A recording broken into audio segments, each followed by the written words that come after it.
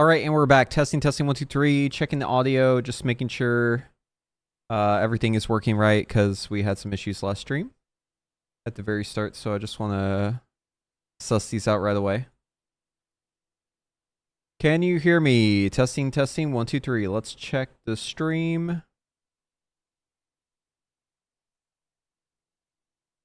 All right, so we're going to be doing some PTR today. Okay, that sounds good. Yeah, and servers will be up a little bit later. We're going to be getting on there whenever servers are up. We're going to be playing some Plunder Storm.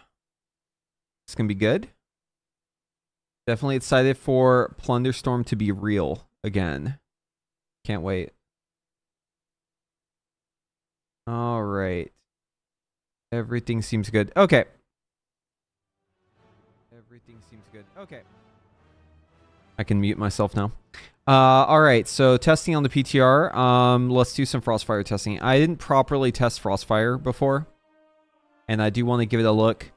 There was one thing that really put me off. How's it going, Jets? How's it going? Yeah, there's one thing that really put me off about Frostfire, which is that I hate that you just have too few Phoenix Flames. You can't use all of your excess frost. You munch some of them, which is kind of annoying. But, yeah, let's give it a try. Okay, so build is correct, except for, wait, we don't have Flame Accelerant. Let's fix that.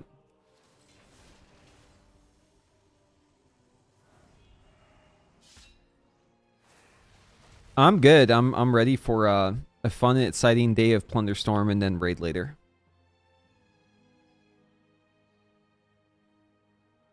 Okay. Pyroblast in the Phoenix Flame. Use the Meteor Combustion. We're just rotating through the spells.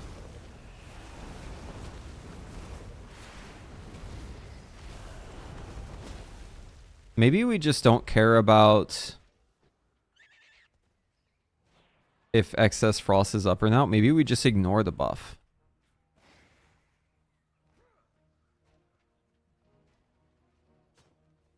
Also, something's going on with my bust macro. It just doesn't... Something feels off about it.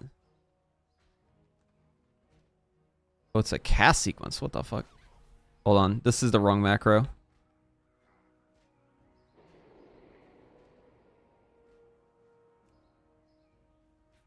That's strange. I wonder why that happened. It's like a completely random macro.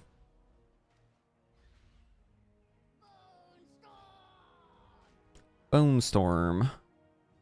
Okay, yeah, so let's delete this part. Use 14. Get rid of that. We don't need to use 14. Okay. See if this feels better. Yeah, that feels good.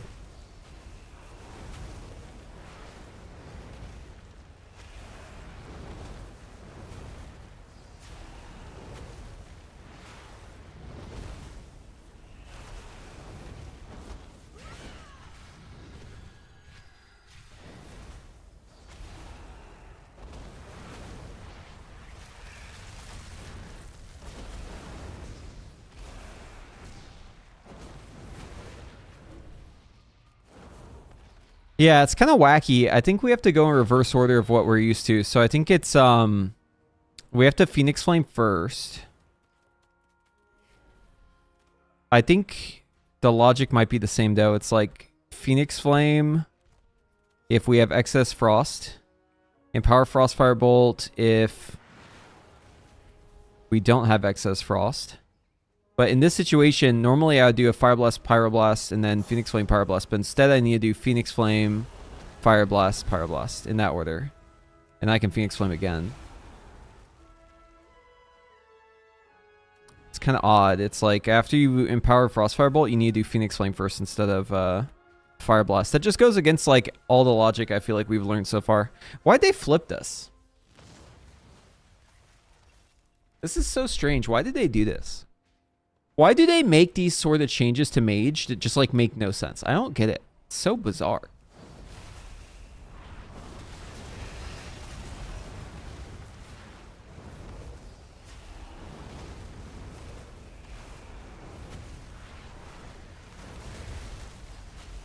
I can't get to my Fire Blast though if I do that. Okay, wait, hold on. That's not right.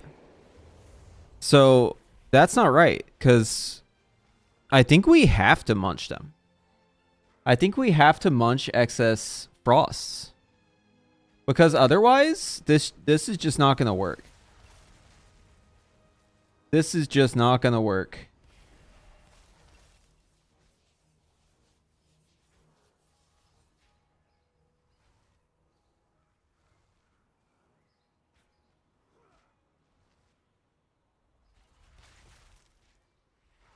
Let's see. So yeah, Pyroblast in the Phoenix Flame into Meteor, Combustion, Fireblast, Pyroblast, Phoenix Flame, Pyroblast. Frostfire Bolt. Okay, let's see.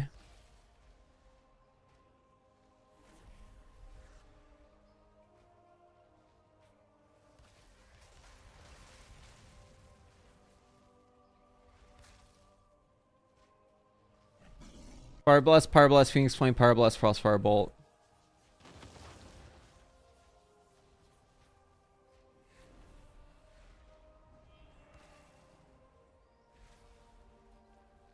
Okay, let's try that. Pyroblast, Phoenix Flame, Meteor, Combustion, Pyroblast, Fireblast, Pyroblast, Phoenix Flame, Pyroblast, Frostfire Bolt, Frostfire, or Phoenix Flame, Fireblast, Fireblast, Fireblast, Pyroblast, Fireblast, Pyroblast, Phoenix Flame, Pyroblast, Shifting Power. Maybe that's it.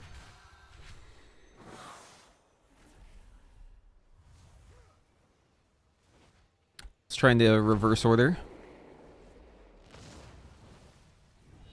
Servers are down right now, but they will be up.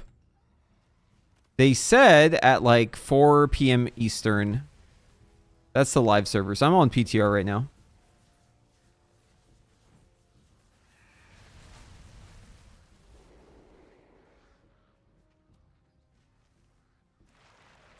I was wondering, will the risk be from Mechagon still? I mean, there's no indication that they won't be, right?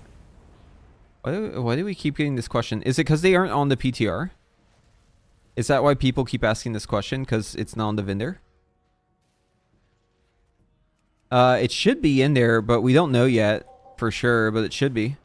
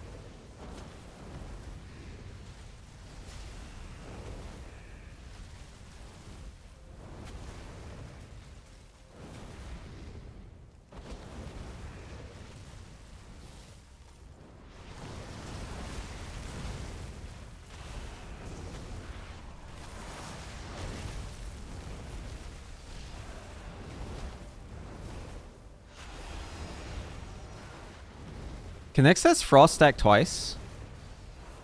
There's one. Wait, hold on. I gotta figure this out. I feel like I'm able to use 2 of them.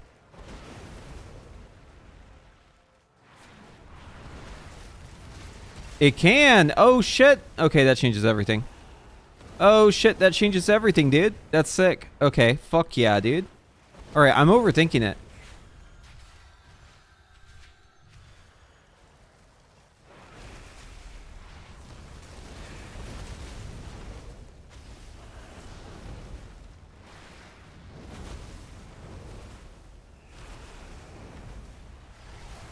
Can we get 2 excess fires? Hold on. I need to see.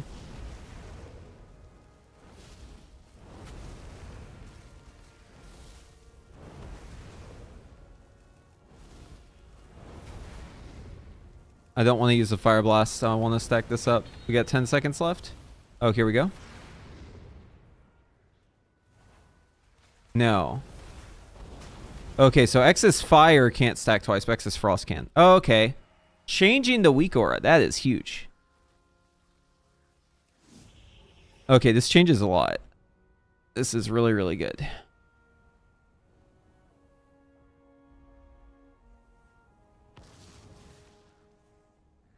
The wrist was changed in Season 4 Shadowlands? Yeah, it was. It was nerfed. But I think they'll still be, like, better than other wrists, right? Because they have an effect on them.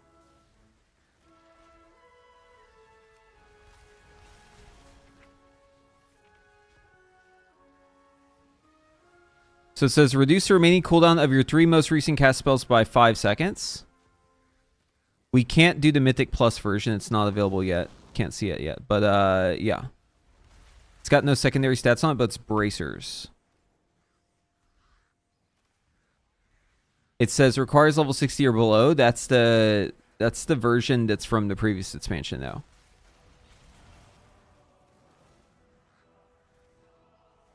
So it should be 10 seconds off of Fire Blast, which is 1 more Fire Blast every 2 minutes. I don't know if it'll be worth it, but we'll see. It probably will be worth it.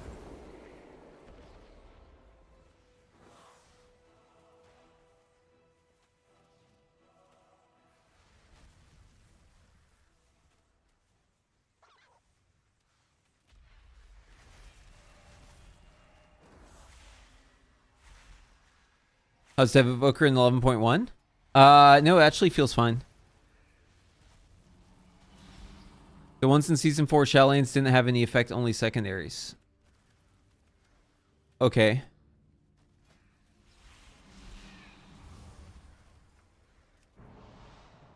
Yeah, I mean, I can't see it. I mean, we'll have to wait and see. Yeah, it's all speculation.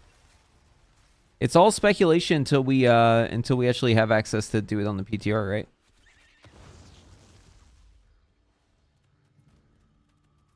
Either way, though, Fire Mage will be in a fine spot. It doesn't matter. If we don't have the bracers, that's fine. We just don't have to farm them. That's great. Who cares? Okay, conditions. If stacks greater than or equal to 2, then color. Yeah, I mean, like, I could make some shit up, but it would be making it up because no one knows. Okay, let's try again.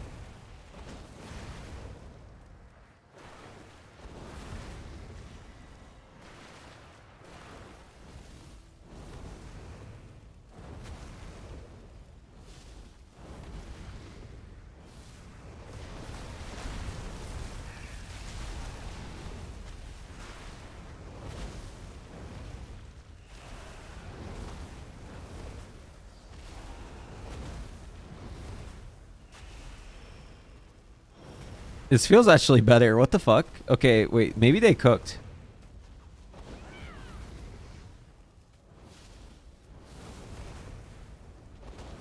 Okay, maybe Frostfire isn't cooked. Maybe it's good.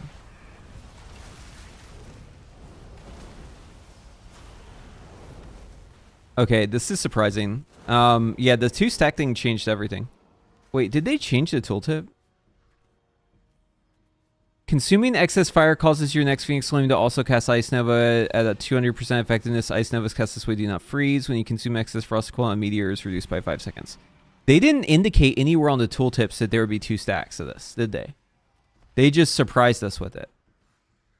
That's great, though. That's a great surprise. I was wondering if something felt off. Like I was noticing that like I wasn't losing the buff. I assumed I was just getting a proc at the same time, but turns out, no, it actually just stacks twice. That's great. Love that.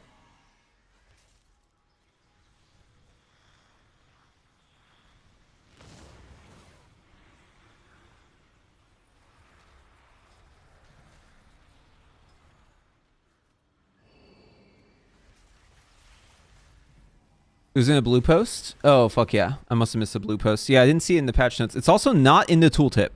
Still. It is literally not in this tooltip. If you go into game and you look at the tooltip, there's no mention of 2 stacks. But it has been the holidays, though, so it's easy to miss stuff. I went on vacation for a bit. Where's the blue post? Anyone have a link? I will permit you if you do.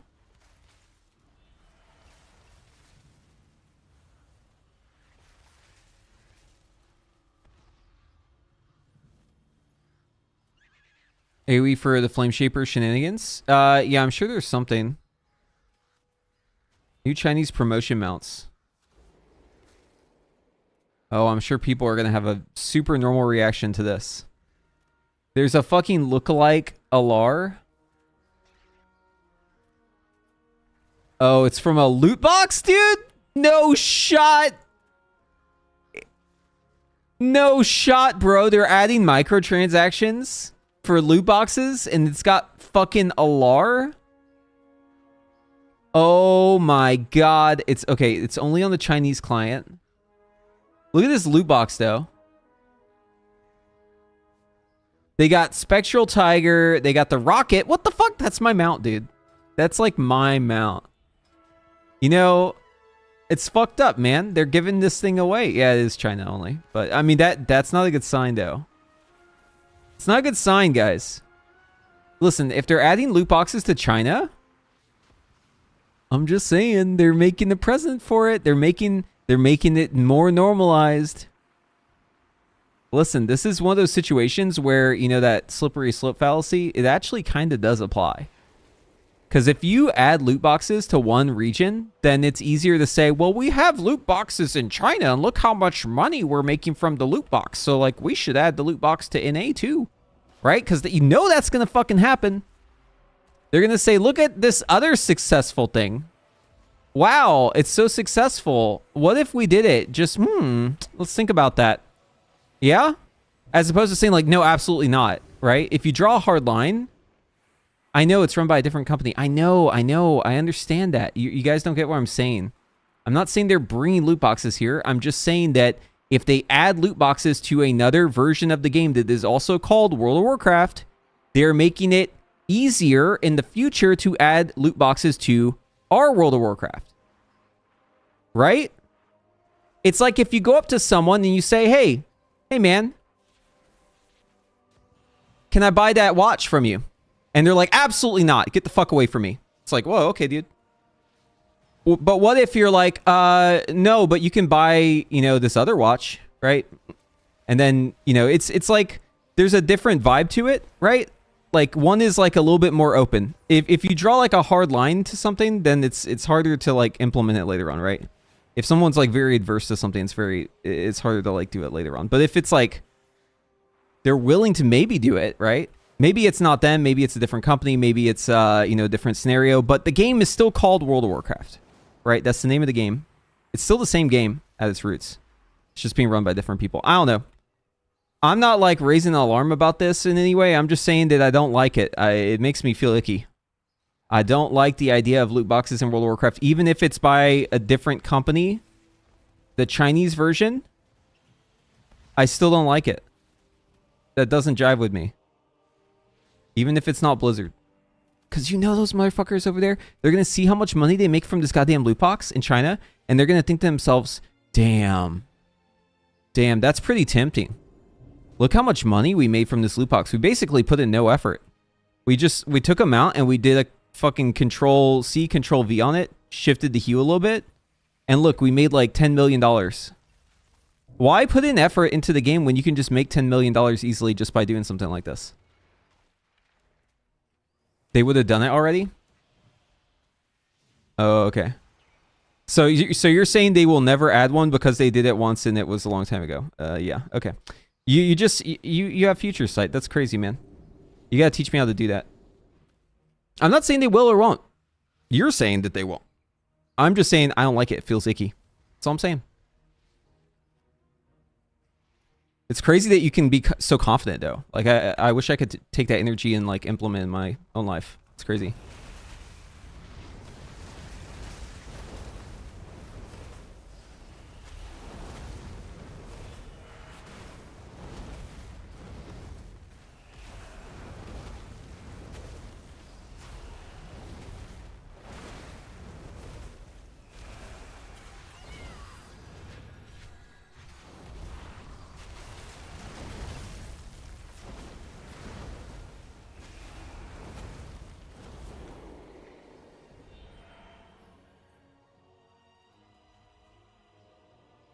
Through exclusive promotions starting next week, Chinese players will be able to obtain 2 new mounts. Artistic rendition of the Firelands Firehawk and the golden version of Ashes of Alar. Although we don't have much information on exactly what will entail, the Firehawk has earned the Special Treasure Workshop event. Recolor of Alar.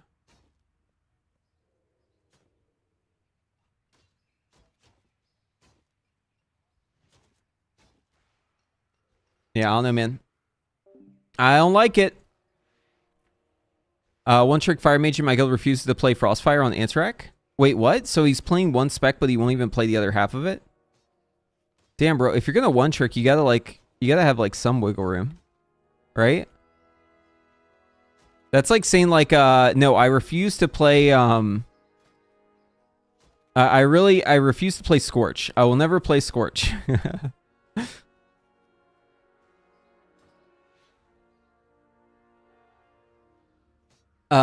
Yeah, so I think we're getting more on that PTR soon. Dude, I mean, like, if you're gonna one trick, you gotta be a little flexible, man. That's crazy to just be like, nah. Time is money, friend. If you ever need anything. I mean, you're like, you're not even one tricking at that point. You're like 0.5 tricking, right?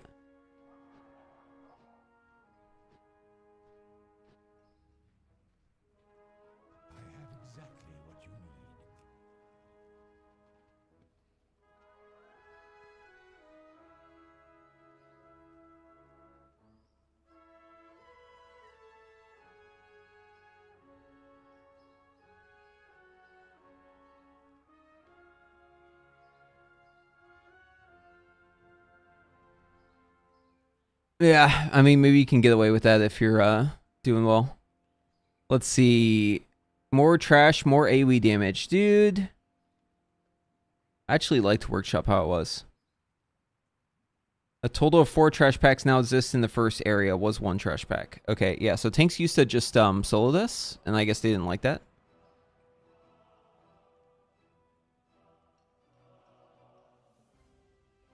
Mega Drill rework now does a group-wide AoE. Process waste removed and replaced by puncture, a tank buster. Okay, so no more process waste. Interesting.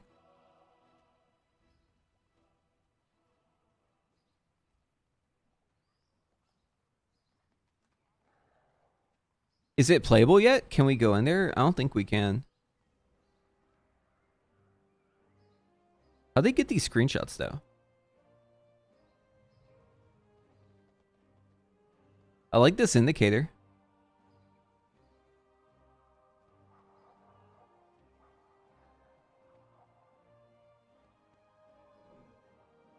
Yeah, we should get some notes today.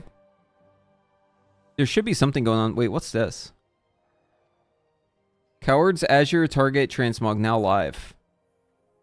Oh, shit. Wait, we got drops? Hold on, we gotta add that to the title.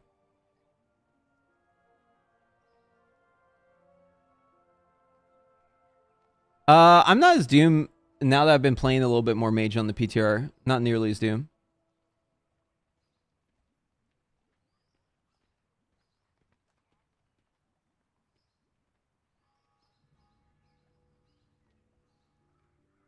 I mean, everyone who played Mage was feeling Whiplash, right? It's not like a unique thing.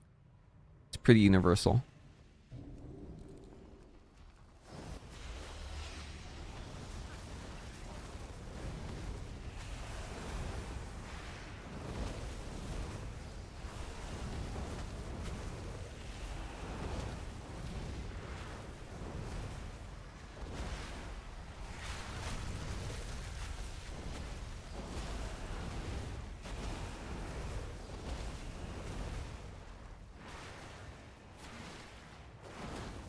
Ah, fuck. A little too late on that Fire Blast.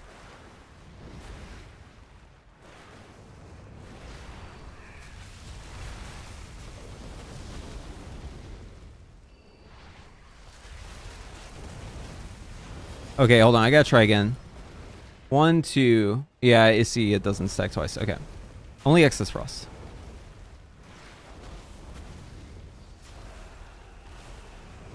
Meteor cooldown's kind of low, though. I wonder if we actually want to hold these meteors.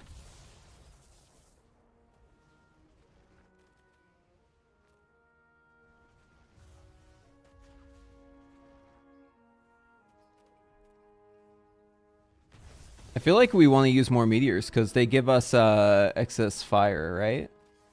So I feel like the meteors might be something we press even outside of combustion.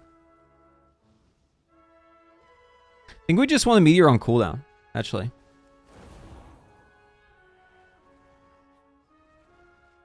This is a new tier set. It looks fine.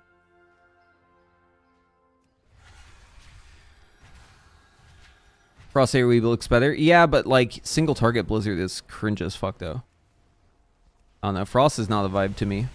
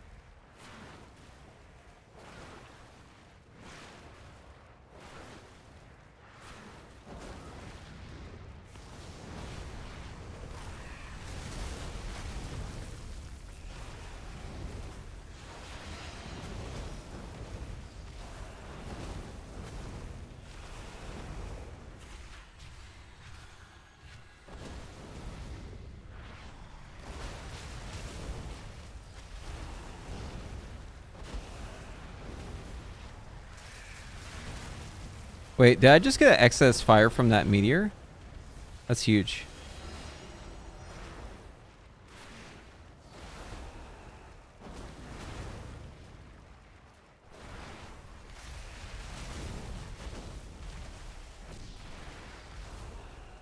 Hold on, I gotta see if I get excess fire from the meteor that procs. I do! Oh my god, that's huge. Okay, that's a cool interaction. So Firefall procs excess fire. Deep Impact seems really fucking good. There's gotta be a case where we're just pressing meteor on cooldown then.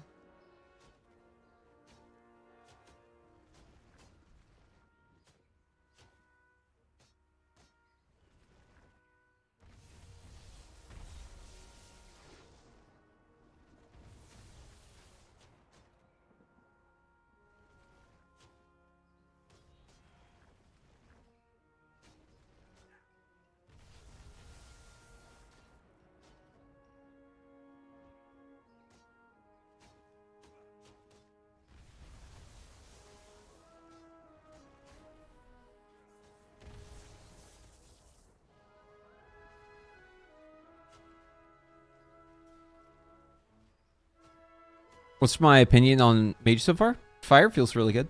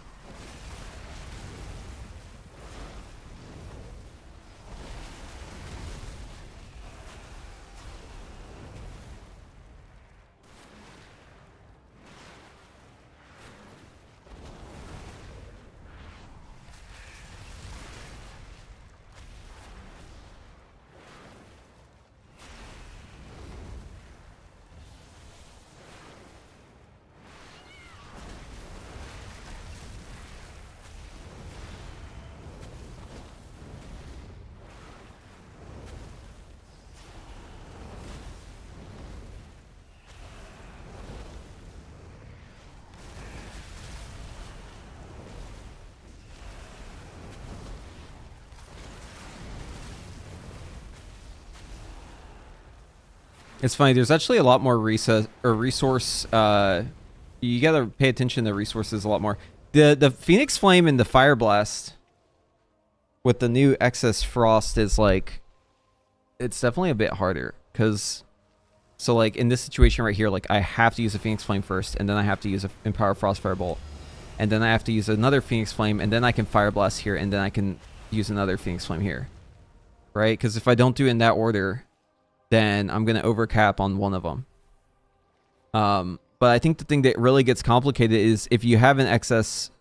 So like, let's imagine a scenario. You have 2 excess frost. You've got an excess fire. You've got an empowered frostfire bolt, and you proc a meteor with a firefall. If that happens, you have to use the fire blast, but then you would overcap on the excess frost, right? So you can get like really backed up on procs. So I think you need to use the excess frost pretty much as soon as you get them. Because if you don't use the excess frost as soon as you get them, you're going to overcap on something. You're either going to overcap on excess fire because you're waiting to use the excess frost. You're going to overcap on the excess frost. Or you're going to overcap on the frostfire, empowered frostfire bolt because you get a proc. And you're being held up by your excess fire or your excess frost procs. And then meteor also having a cooldown, that can also back you up too. So I think we just need to like send everything as soon as we get it. I think it's just like a send angle.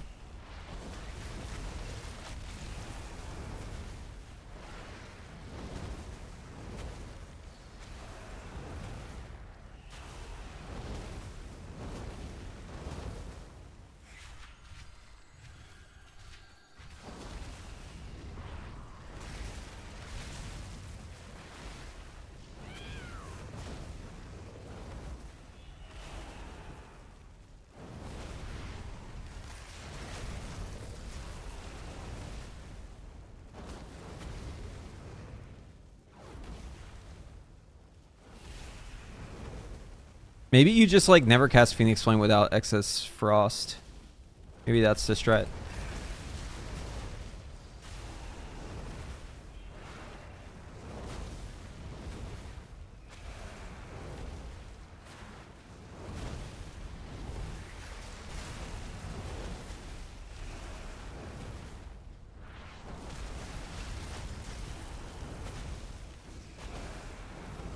It's weird. It's really weird. It seems really powerful, though.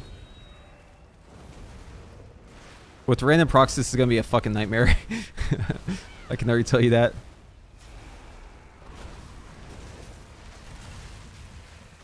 Oh, and then we have a fucking improved Scorch Weather, which I haven't even gotten to. Ah, fuck. Overcapped there.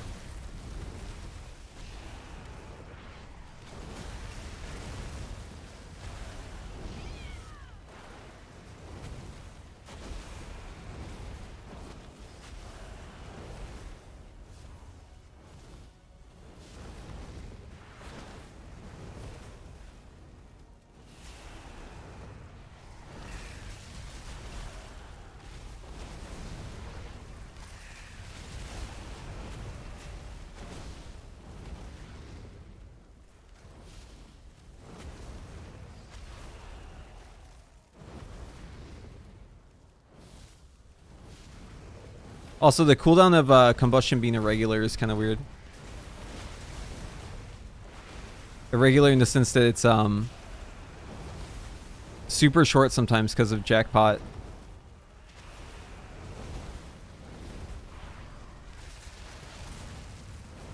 Are they trying to do too much with this spec right now? Are they overcooking? I'm kind of feeling that way.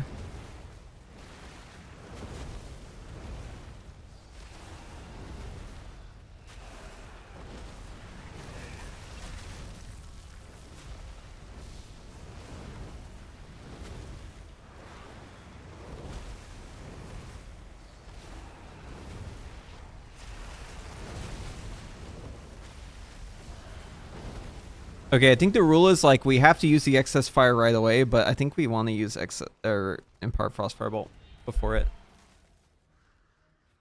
I've heard SF UI is much closer to Frostfire, at least with Sims. Yeah. I was playing it. It was actually pretty good in the raid testing. I was playing it. I hope they were kind of even. Yeah, I'm playing UI because SKB just feels like kind of crazy with the amount of shit, but I think you will play SKB with this. I'm just practicing without it because this is just like another thing to track. There's like so much shit to track as Frostfire. I'm just trying to like get a feel for it right now, but I do think UI is actually closer than it's been because combustion being up more, or like casting combustion more, I should say, because SKB obviously puts up combustion too, but just like casting it more gives you more damage buffs. Get more damage buffs out of that. So I could see UI being like maybe competitive. I don't know. I have to see the Sims. I haven't really looked at the Sims yet. SKB could still be ahead by like a wide margin. Sometimes I like having those problems. You at least want one charge on CD? Yeah. Well, you want two. Because if you have one, then you could get TA proc. Looking cute today. Thank you.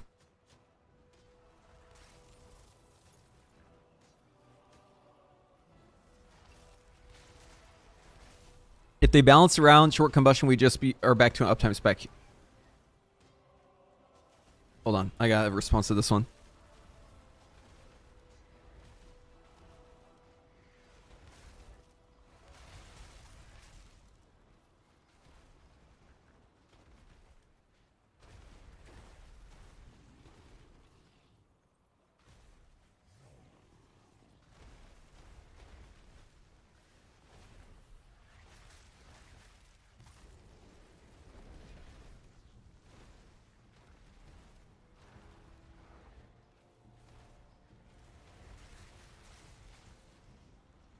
I don't know why the meme says this, but here's the response.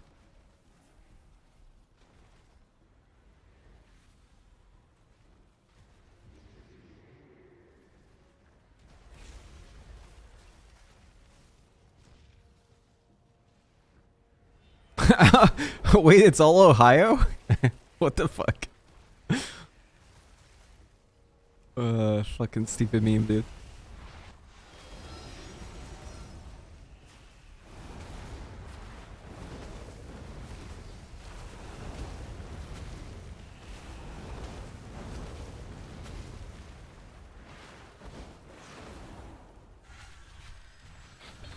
Oh shit.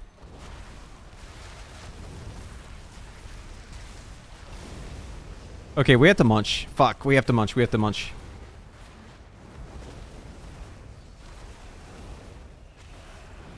I think some level of munching is just like guaranteed.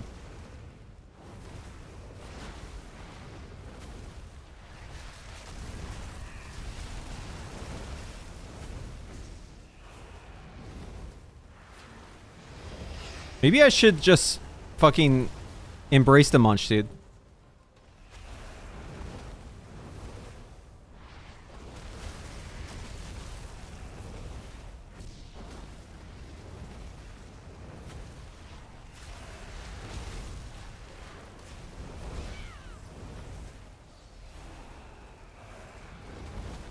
No, I can't, though. I can't. I need excess fire to not be munched, because I need more Phoenix Flames, or else I'm going to run out. Well, I gotta get out of the city, though. This is like, I'm a little laggy here and it's throwing me off.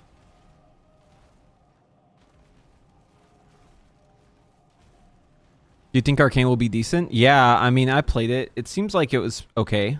I don't know if it's like okay compared to Fire, but it seemed like okay.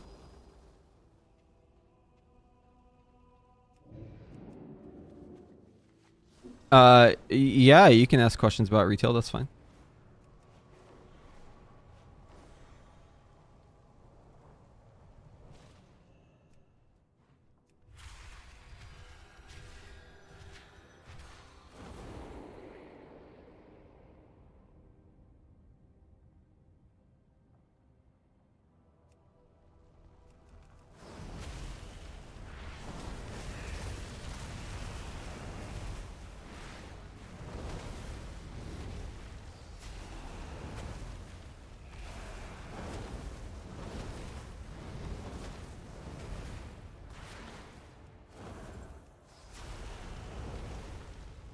Can we still do this? We can. Oh my god.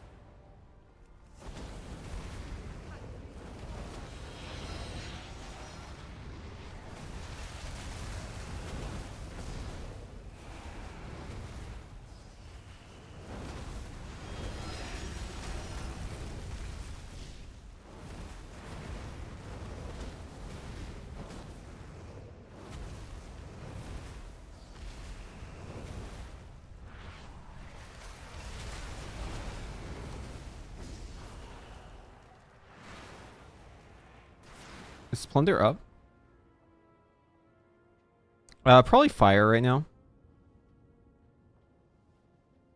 Could be changing soon though. Don't count your chickens before they hatch. PTR is still early. Dude, Frostfire is like way harder than it used to be. I'll tell you that. Maybe it's not. Maybe I'm just like overthinking it, but it feels way harder.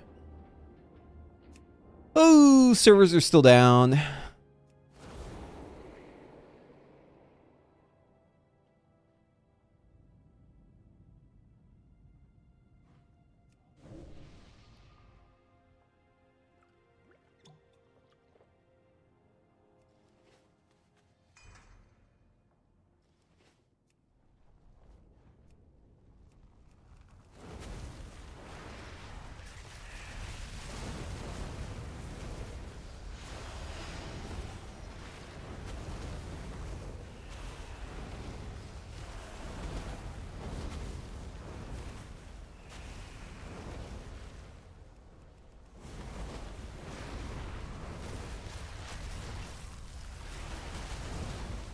So it feels really bad is whenever you have Meteor come up and you don't have a Fire Blast. Maybe I need to save like one Fire Blast.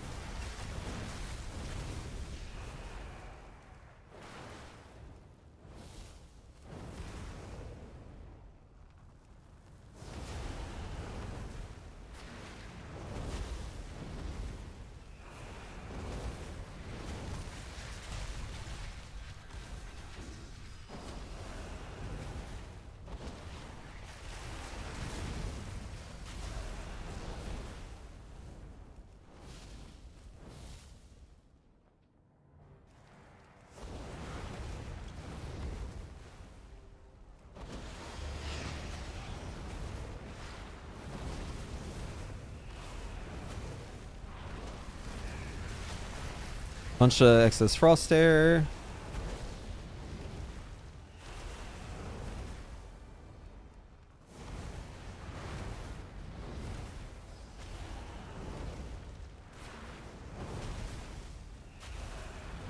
Maybe the intent is for us to use excess frost as soon as possible. Maybe that's what they want.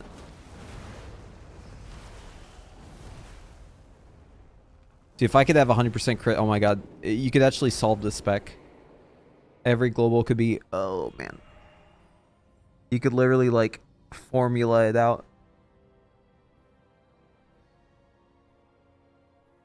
I'm critting a lot more. I'm critting in a lot of situations I don't expect to because of the new pyrotechnics. It's interesting. Do we have another trinket like Spymaster, or are we cooked? Like Spymaster, no. But we do have another trinket that seems pretty good on the kind of a longer cooldown. It's this one right here. Flandreau's Pilot Light. Use. Reignite the Pilot Light to gain 16.8 thousand intellect for 15 seconds after casting 3 harmful spells. It does a little fire damage, 4.3 million. You know, just a little amount. And it does damage to everything else around it. The trinket actually does a pretty decent amount of damage. Does one use. But the buff is pretty big too.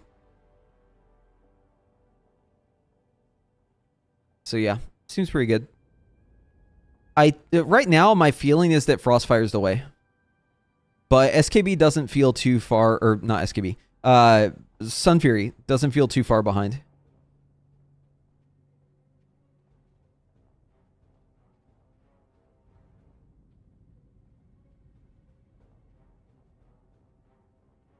Arcane is available in Simcraft. Frost is available in Simcraft. Is Fire available? Let's see. I see a research post about... Wait, what was this? Nori's Frost 11.1 Frost Mage PvE feedback. Okay. Blizzard and Frozen Orb. Increasing the radius and duration of the spell is a good change, although I expect the cooldown to be increased to match the new duration. Casting Blizzard too often is a piece of feedback that's brought up to me regularly. However, as it stands, the radius increase only affects the targeting reticle and not the actual spell. Dude, Blizzard is so funny. What the fuck? That's good. That's so good. Hey guys, we buffed the radius of your spell. JK, it's just a fucking reticle. Holy shit. I'm worried about the damage increase. The spell's now doing 200% more damage compared to 11.0.7. It wouldn't surprise me to see Blizzard used in single target rotations. Yup. Nerfing the spell requires some care, though. Increasing the tick time could be compensated by increasing the cooldown reduction on Ice Color to keep the overall cooldown reduction rate the same. I fully agree that the 12-yard range is appropriate for a grounded spell that lasts 12 seconds, but I wonder why the same logic isn't applied to Frozen Orb. It also lasts 12 seconds, but its radius is only 9.5 yards. Oh, that's a good point. Huh? That's a good point. The man has a point. It's harder to position due to not having a targeting reticle, makes the smaller radius especially punishing on that topic. With every other class getting a choice node that lets them use their AoE spell without a reticle, it would be nice if at least Frozen Orb got the same option. Dude, that would be so sick. Oh my god. Or like the PvP option where you can put it where your mouse is. That'd be so sick. Winter's Chill. Fingers of Frost. Ice Lance not consuming Winter's Chill is a great change. Proc munching has been an annoying aspect of Frost for quite some time. As far as I can tell, this change eliminates that problem entirely. However, this change comes with a new problem. Winter's Chill duration. Using both Winter's Chill charges in the short 6-second window can already be quite hard. When shattering other spells like Common Storm, Glacial Spike, and this change is going to exacerbate the issue. Even just consuming 2 Fingers of Frost and 2 Winter's Chill charges is on the edge of what's possible for characters with lower haste. The Winter's Tide talent will most likely be need to be replaced. With it, casting Fingers of Frost, Ice Lance, and the Winter's Chill is now purely beneficial, further encouraging us to overlap these procs on purpose, making the above issue even worse. Yeah. Freezing Winds. While Freezing Winds is a fun talent, I agree it devalues Fingers of Frost too much, and removing it will be a good change in the long run. The loss of these Fingers of Frost will be somewhat compensated thanks to the Winter's Chill change. On the downside of this change is Cold as Snap talent that's sometimes situationally useful outside of sustained AoE now requires pathing through that talent. Yeah, this is exactly what I said. I don't like having to take that talent in order to get to Cold as Snap. It feels like they should be flipped.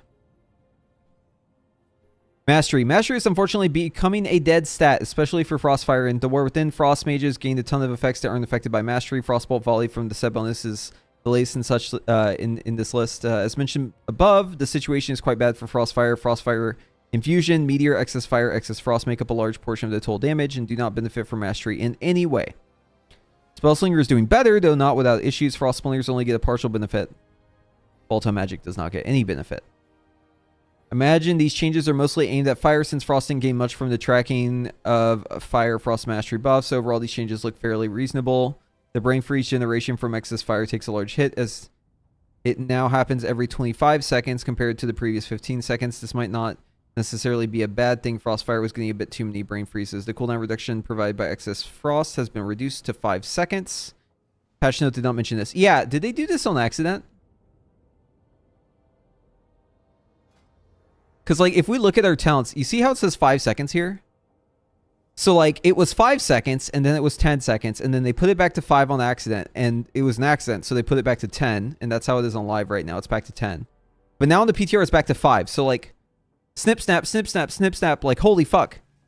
Make up your mind. Is it 5 seconds or 10 seconds? Which one is it? It changes every patch. Why does it change every patch? Why are we constantly changing this number back and forth from, like, 5 to double? It makes no sense. I wonder if that's a tooltip issue. It wasn't mentioned anywhere in the patch notes. I actually posed this question, like, directly to someone I knew who could give me an answer, and they said they weren't sure what I was talking about. That did not give me confidence. I imagine these changes are mostly okay. Anyways, I read that part. Yeah.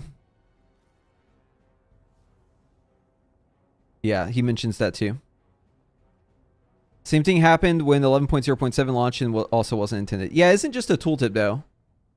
Avulus. It's the spell actually does that. Like it actually does give you 5 seconds now instead of 10. And it was 10 before, and now it's 5. But it was 10 before, and it was 5 before, and it was 10 before, and it was 5 before. So which one is it? Which one is it? Is it 10 seconds? Is it 5 seconds? What the fuck? Dude, I don't know. At this point, I just don't know. May Tao Screen. Thank you for the Twitch Prime. Appreciate you. Thanks for letting me be your Prime guy. Yeah, I don't know which one it's supposed to be. Like anyone, no one knows. No one fucking knows. Not even Blizzard knows which one this is supposed to be. That's the point.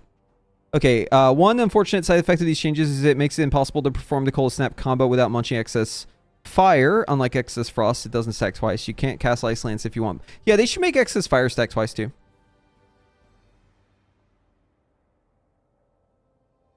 They should do that. They should make if one of them stacks twice, the other one should too. That's my take on this. And it isn't mentioned here because this is frost feedback, but the same problem does exist for fire. Because there's going to be situations where you want to press Meteor, but you have excess fire, but then using your Fire Blast in that moment would munch Hot Streak. So, like, they really do need to give it 2 charges, both of them.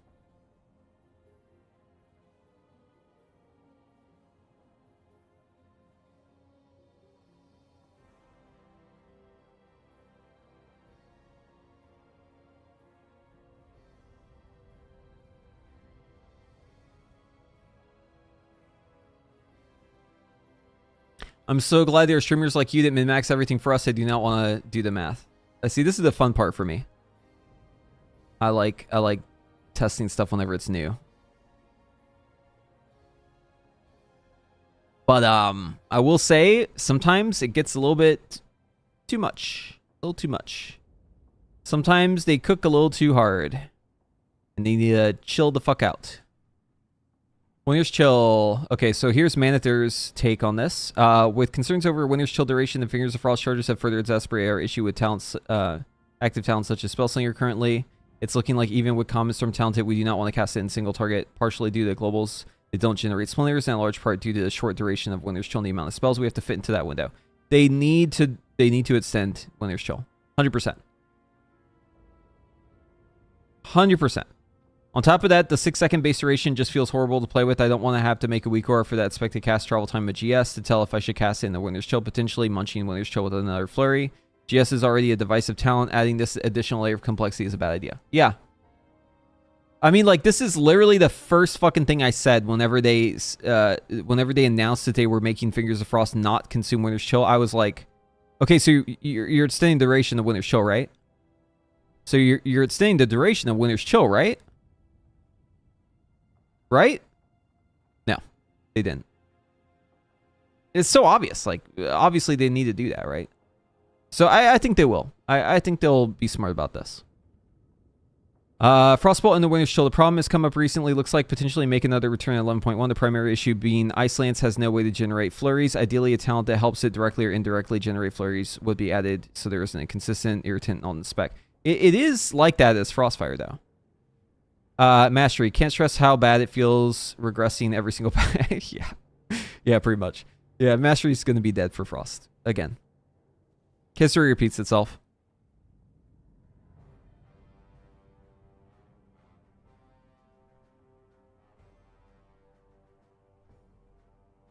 Ah.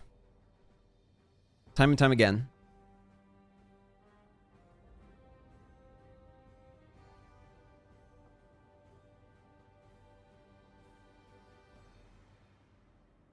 Something that's been bothering me as a mage player since Dragonfly has been the state of the class's niche.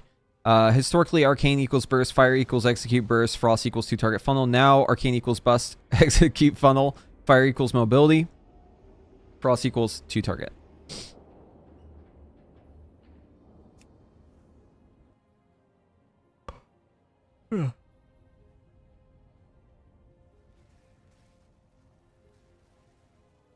The problem has become we've lost our strong funnel damage with Arcane taking over. 2 target has never really been a common fight area. It's been placed for around gimmick bosses. Silken Core is not a 2 target fight. Its damage amps make it much more suited for burst classes, large portion of the fight being single target. Immutersil's council fight had 3 bosses that were consistently separated, making them a spread cleave fight. Amalgam Chamber was a spread cleave fight. Basically, Frost is lacking in identity. The reason why you play Frost is just because it does substantially more damage. Yeah, that's true. Although I would argue that Arcane has been funnel for a bit. Ever since curing Arcane, but maybe that's new. Old heads will remember.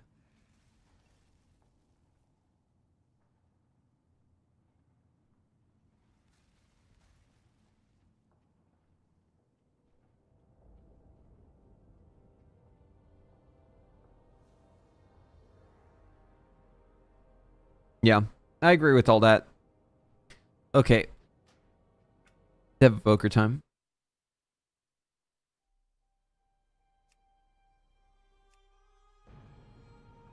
I like the new Best in Slot Mace. Have y'all seen it? Let's do a poll. We got a couple people in the chat. Hey, let's do a poll. What do you want to see me play in the next raid testing?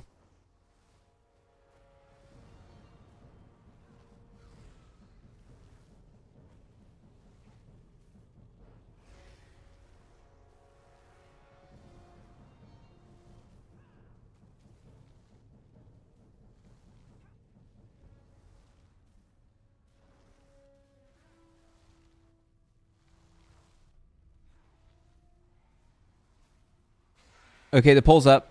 Make your voice heard.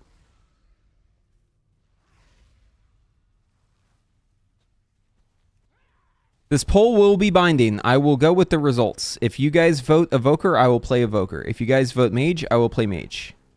It is up to you, the chat, to decide what I play in the next raid test.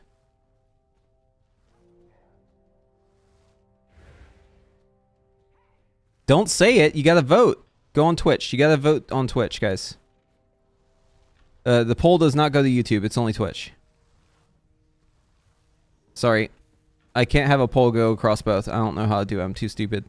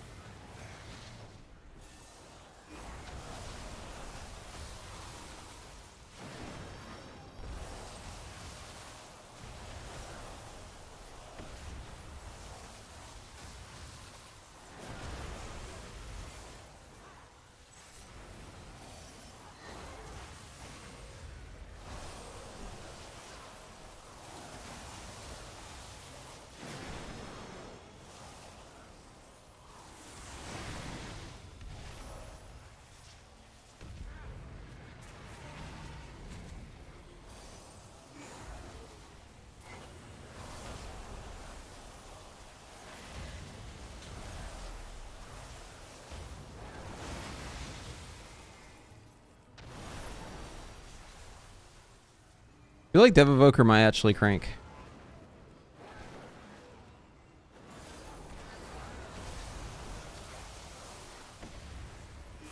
If it's cleave, it'll definitely crank.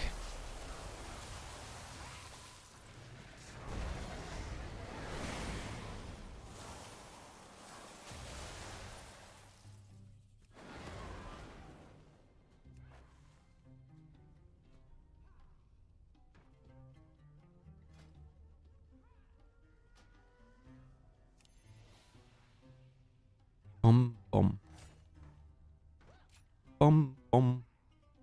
Dun dun dun dun dun dun dun.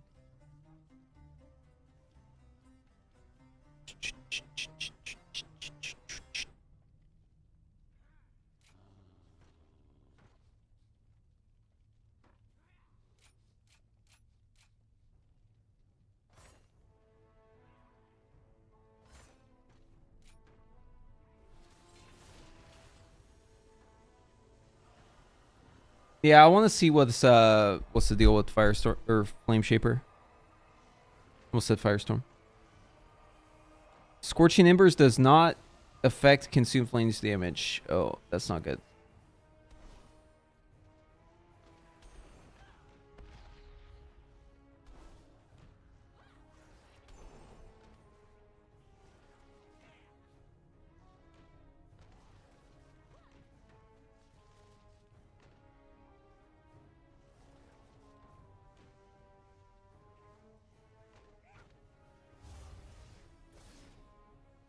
Malaman asks, hey, Preheat Sup, will you make videos about the performance of tier sets? Yeah. We gotta wait for everything to be implemented in Sims first so I can run those.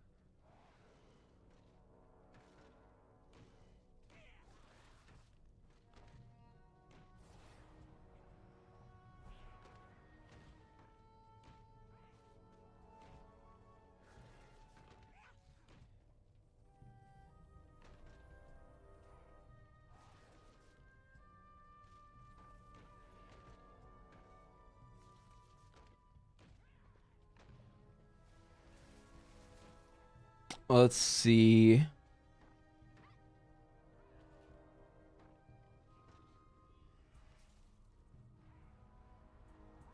What do we want to do?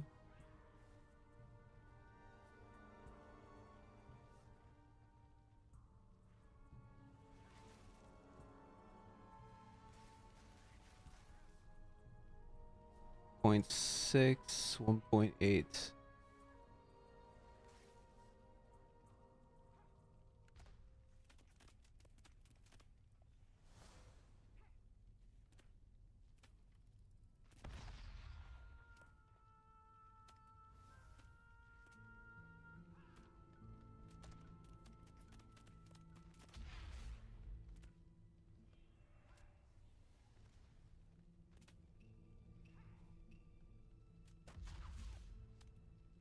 Okay, so if we were to play Flame Shaper, we gotta get rid of the deep red talents first and foremost.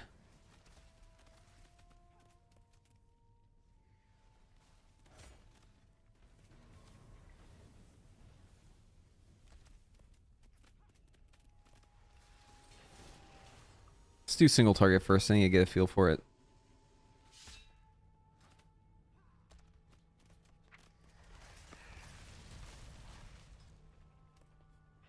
Engulf?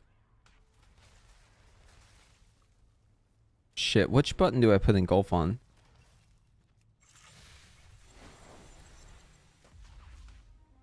Maybe that one.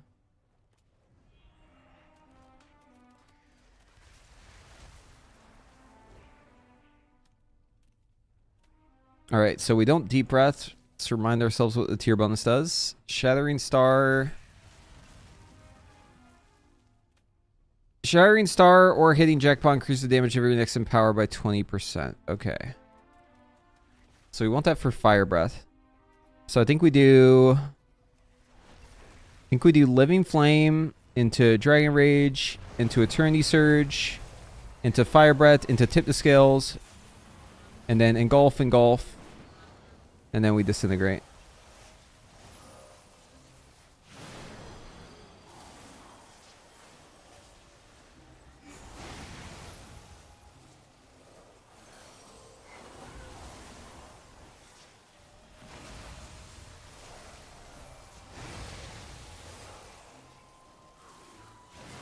We're gonna engulf after this Fire Breath.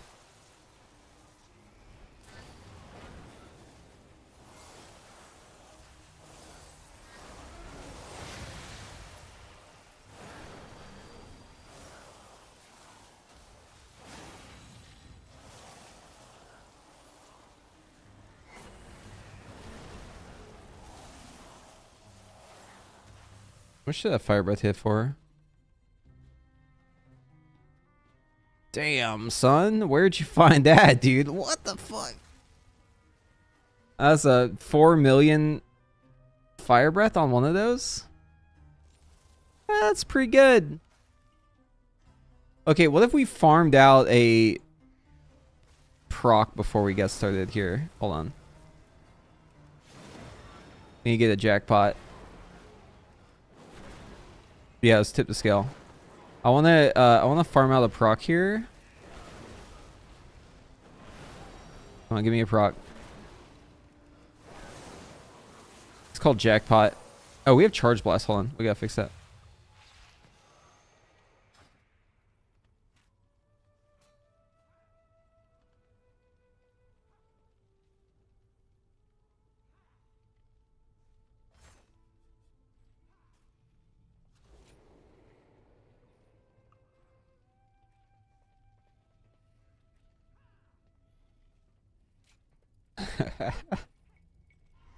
Yeah, dude. Why not?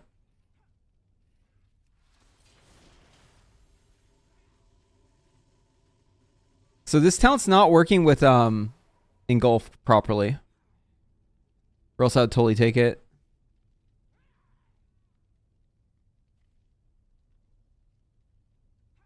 Because if this worked with engulf, you could have like a giga engulf, but it doesn't work, unfortunately.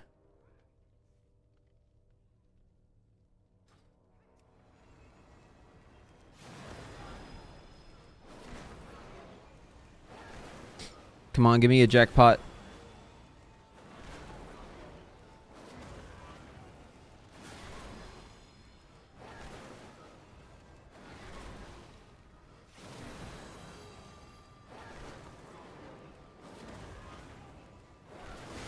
There we go. 20% increased. There's... Oh, I just overcapped. Oops. 2.6 non-crit. Okay, so Dragon Rage is going to give us 1. Shattering Star gives us our 2nd. Oh, shit. Wait, hold on. What if...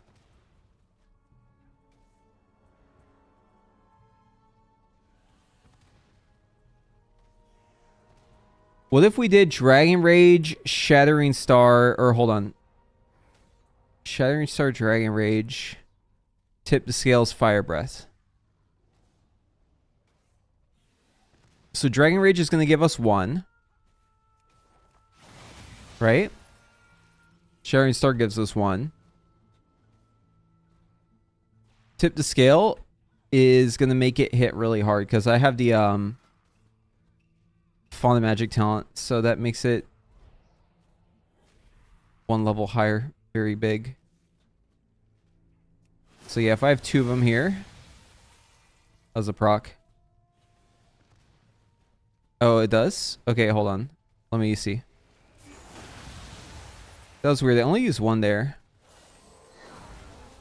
Wait, did it use 1 last time too? I swear it used 2 last time. Hold on, hold on. We gotta add tracking for this.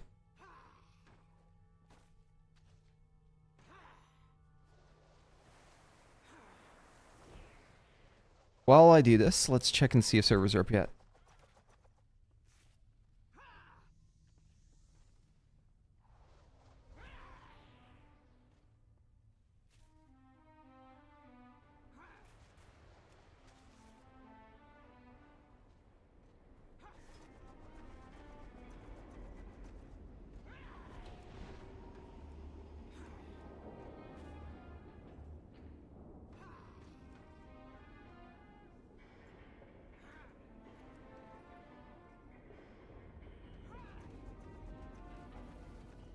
Still down. No, this is not correct. That was with an exclamation point. What's the spell ID?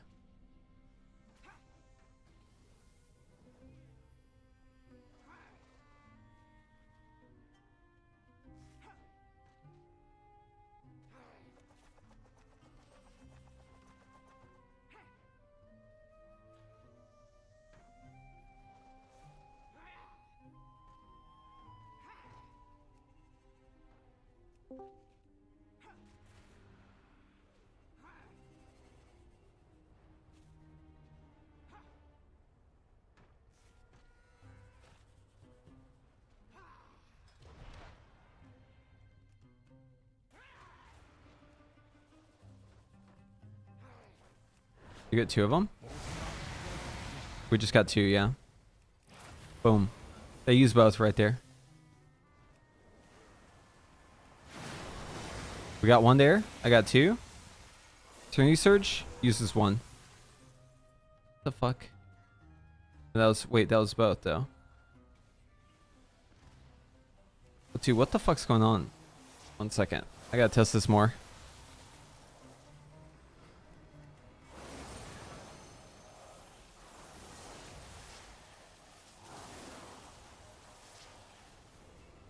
Yeah, proc.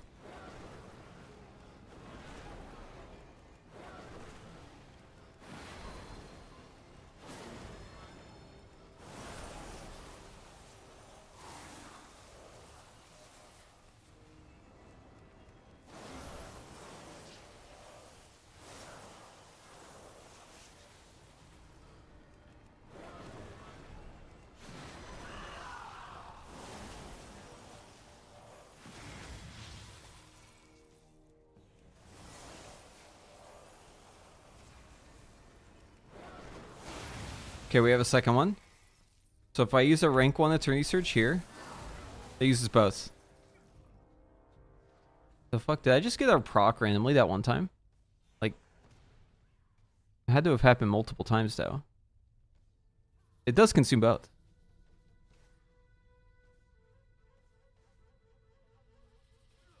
Yeah, I think what happened is like, so the first 2 times I did it, I got a proc right as I did it, which is like very, that seems like unlikely, but it happened, I guess. Because it's the only explanation, because I had 1 afterwards still. That's why I assumed it, they only use 1, but I guess it doesn't. Guess I just got crazy lucky both times. Yeah, it's just, they use both there.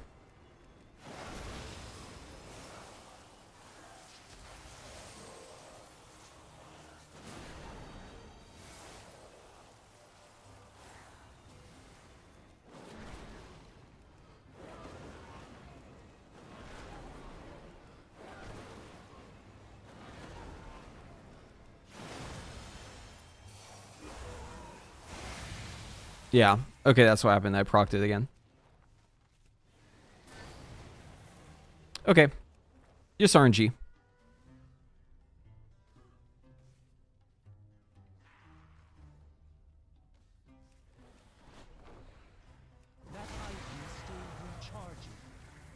Yeah, Dragon Rage only does the 1.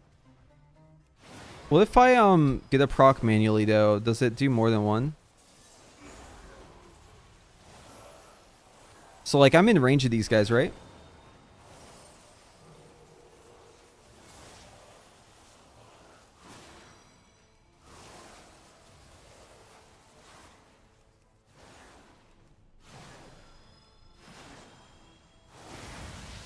So that proc hit all those guys and they only gave me 1. Yeah, it's only Dragon Rage. Okay, Dragon Rage can give 2. But only Dragon Rage for some reason. The other ones don't work that way. Very strange, very strange.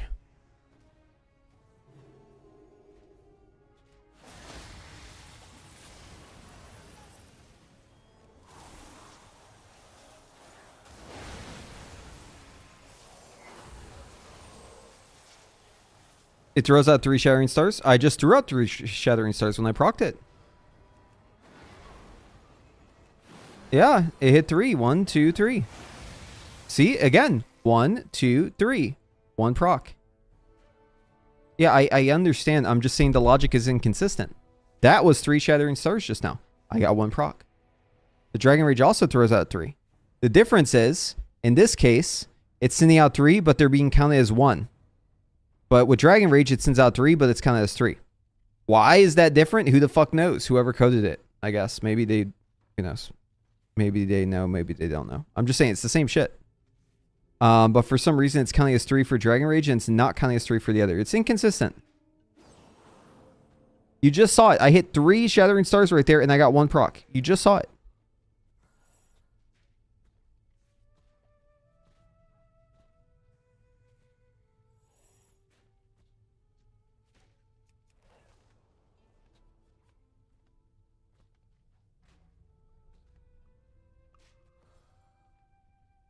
What was the verdict on the poll?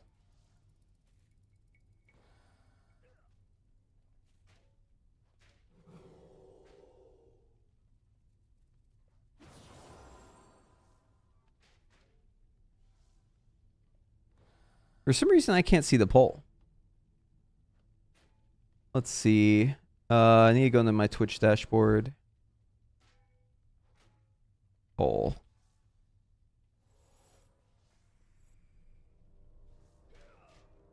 View results. Mage won. Okay, I will play Mage in the next testing. It was close though. I might actually play Evoker because it was super close. I mean, like, I'm going to play Mage, but I'm just saying I might swap to Evoker for like 1 or 2 pulls. It was extremely close.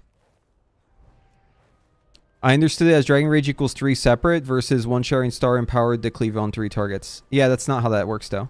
Because Shattering Star cleaves on 2 targets. It can actually hit 6 targets.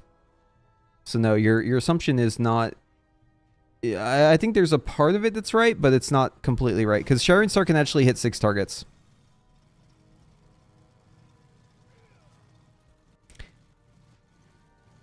So that would require 3 different Shattering Stars, right?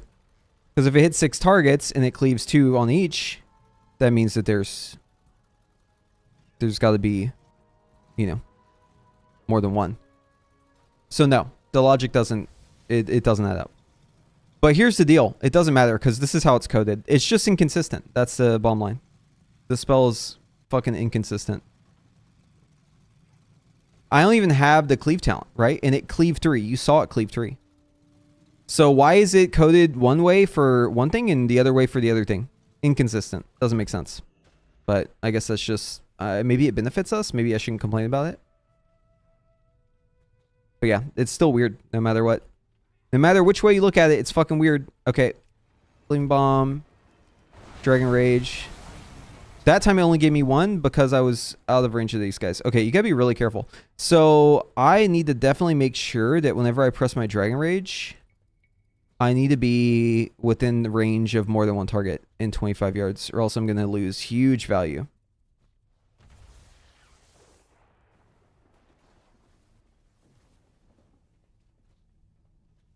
Dude, Evoker is like destined to always have to play between targets, even as Flame Shaper now. Because like before, as Scale Commander, you always had to be between targets, so you could like Mass Disintegrate like this guy, and this guy, right?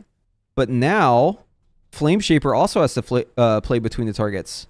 Because if you don't play between the targets and you press one of those buttons like Dragon Rage, you're not going to get full value. Right?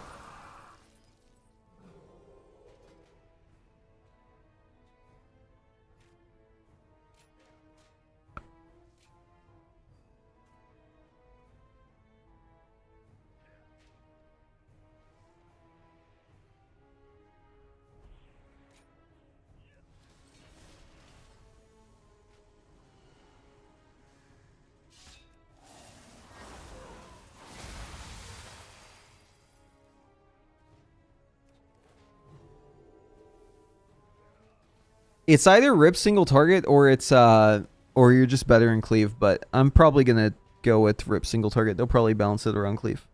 Either this is just a bug and they're gonna just fix the bug. Who knows? Yeah, I'm testing out Flame Shaper. So I'm spec into it. I'm testing it.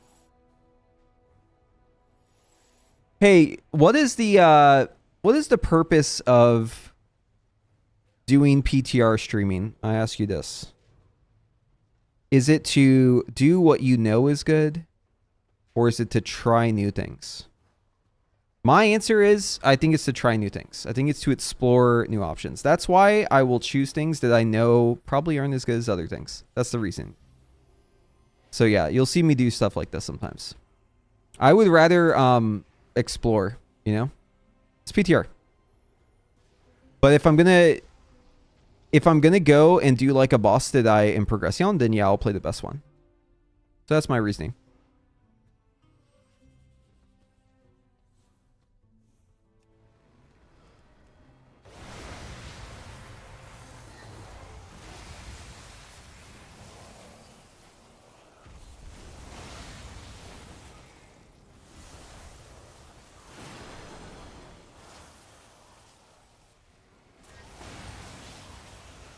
See how I kept that 1 there?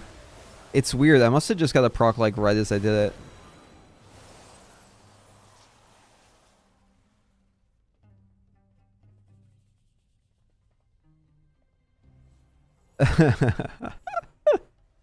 It is entertaining. The fucking fire blasts with like tip the scales are very entertaining. Yeah, 4.9 million. You love to see it. You know what this reminds me of? It reminds me of back when we first got Dragonflight. And Dev Evoker in World PvP was like unstoppable because if there was a group of people, you could just run up to them with Tip the Scales.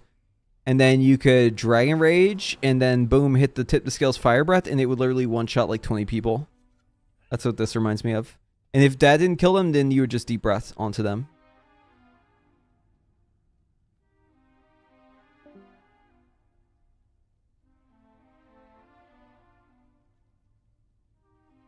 My Engulf hit for 5 million. That's pretty good. Tell you what, man, you got some hard-hitting moves. You got some hard-hitting moves.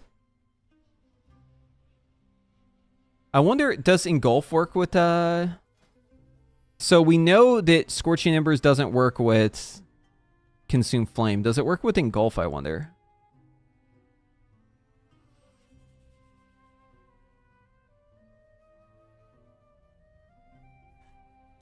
I don't think you would drop Scintillation, but yeah, it's probably Iridescence. That just feels bad though. Ugh.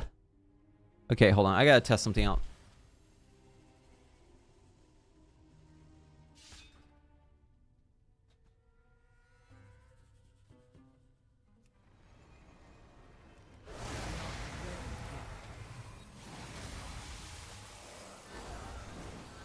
$8 million. What the fuck? Bro. That's crazy.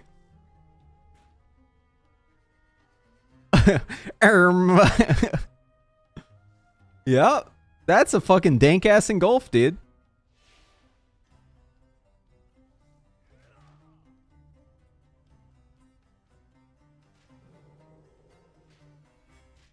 I like that.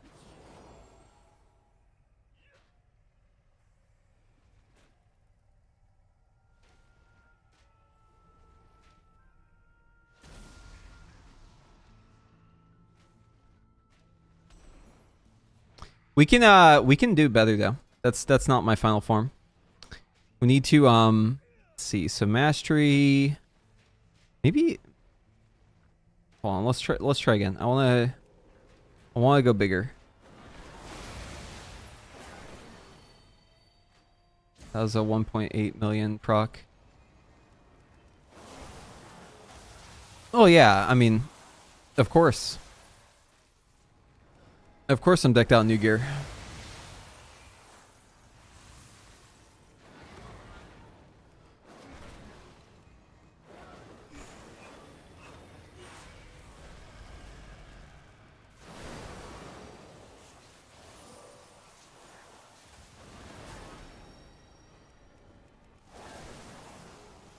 Okay, hear me out. So I just did it again and I got 1 stack from Dragon Rage even though I'm within 3 targets range. What if the 2 proc is just like getting lucky with the RNG because the RPPM hasn't activated in the wall?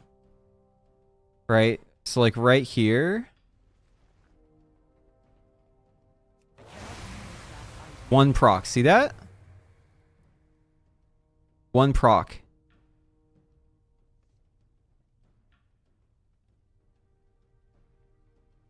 So like that tells me that maybe it's not guaranteed to be 2. It could be that I'm just proccing a second one from my Dragon Rage. Like, the Dragon Rage itself is counting as a spell, and the Dragon Rage is guaranteed to give 1. So it might just be that Dragon Rage isn't guaranteed to give 2. It's just I'm getting lucky. That could be the case.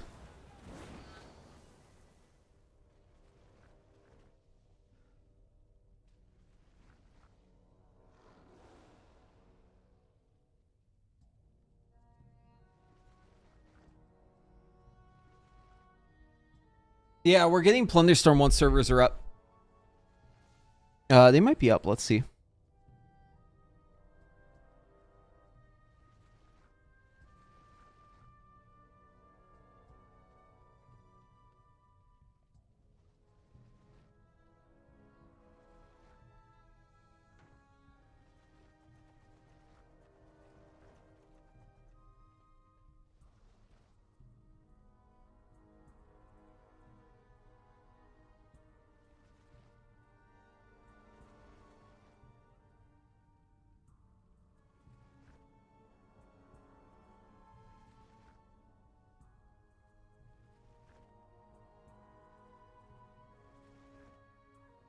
Play mage and evoker, like always, but probably leaning towards mage more. Every time I do a poll and I ask the people what they want to see, they always say mage. There's always more mages than evokers. So I will continue doing what the people want.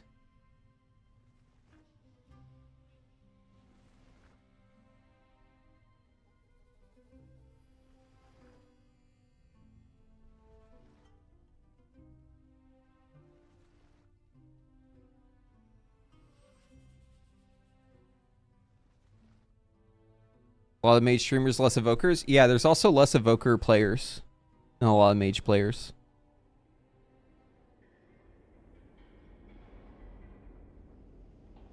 At least Devastation evokers, they're a rare breed these days. Whenever people are looking to play evoker, usually they look to play dev, or sorry, AUG. Unfortunately.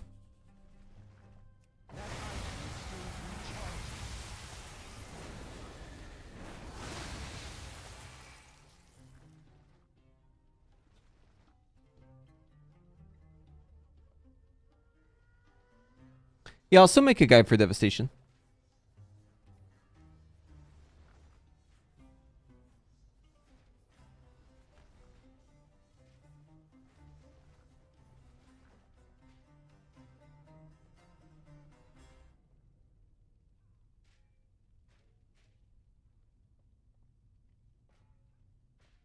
Any recommendation for mage spec? Fire. Yo, Viking91, thank you for the Twitch Prime. Appreciate you. Okay, where's the information on PTR testing? Here it is.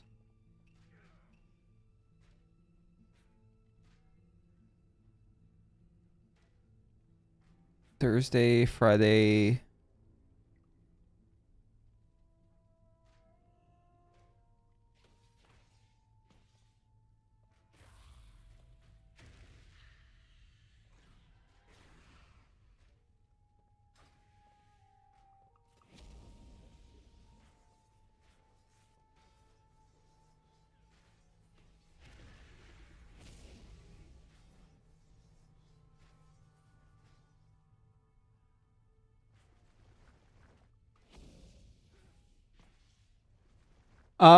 Flame Shaper definitely seems like it's got some fucking crazy shit going on, but I don't know if it's gonna be the play. Scale Commander's really nice too. I just like trying it out, you know?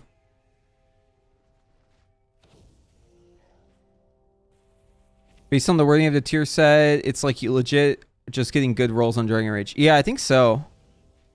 Because it gave me 2 like 3 times in a row, but now I'm just getting 1 every time. Unless some Blizzard employees like watching right now.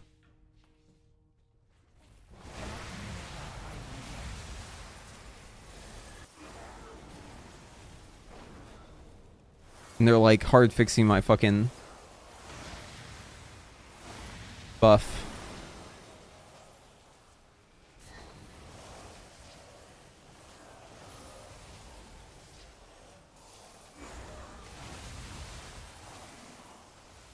I think we might want a Shattering Star after every Eternity Surge now, just so it forces on the Fire Breath.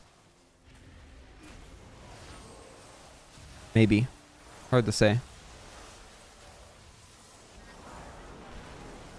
That way we can stack 2 on every Fire Breath.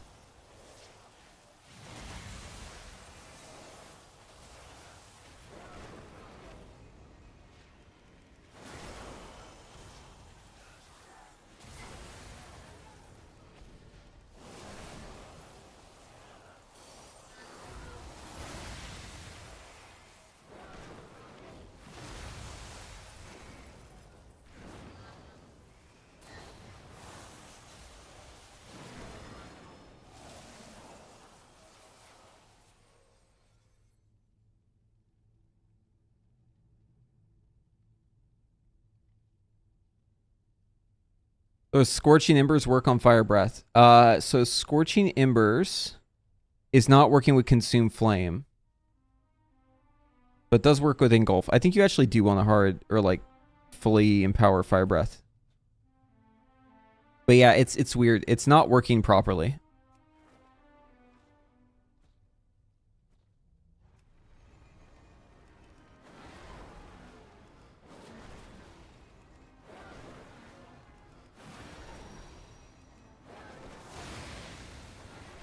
is not ready.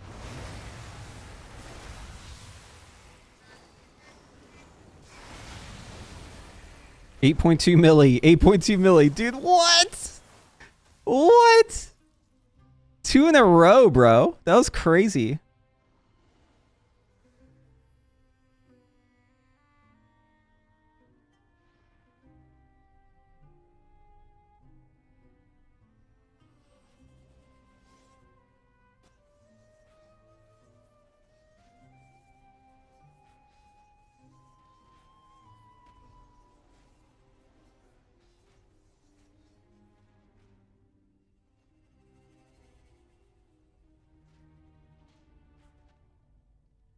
That's fucking crazy.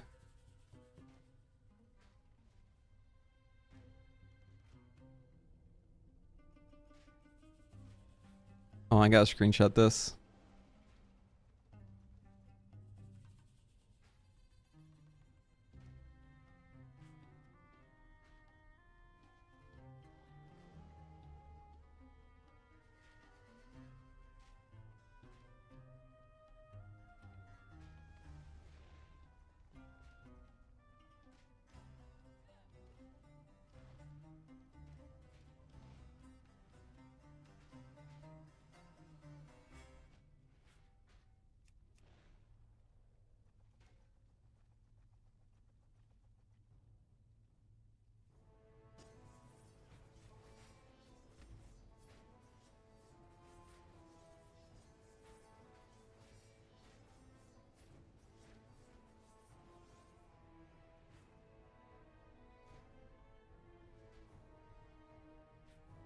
Time for Evokers to rip aggro again. Yes, sir. That's what we do best.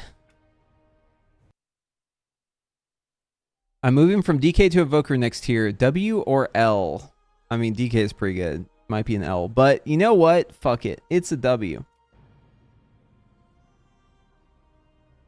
As long as you're willing to tell all the haters to fuck off. People be like, hey, can we get you to go AUG for this? You need to be like, absolutely not. Never in my life will I play augmentation. Never fucking ask me that question again. I will literally murder your entire family in game. Do not ask me to ever play AUG. You need to draw a fucking hard line.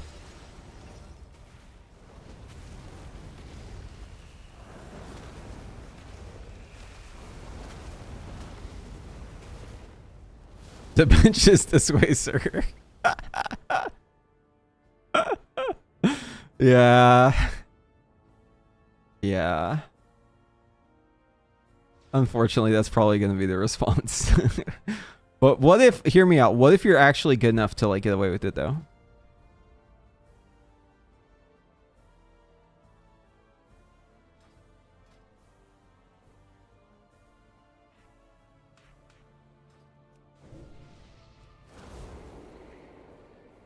If I genuinely enjoy SS Arcane, how far behind Frostfire does it look for the PTR? It's really hard to say. We'll have to wait for Sims, but it seemed like it was okay. It just didn't seem great. Fire seems pretty great. Frost also seems great too, but the playstyle's not great. The playstyle sucks ass. So I'm not a fan of it.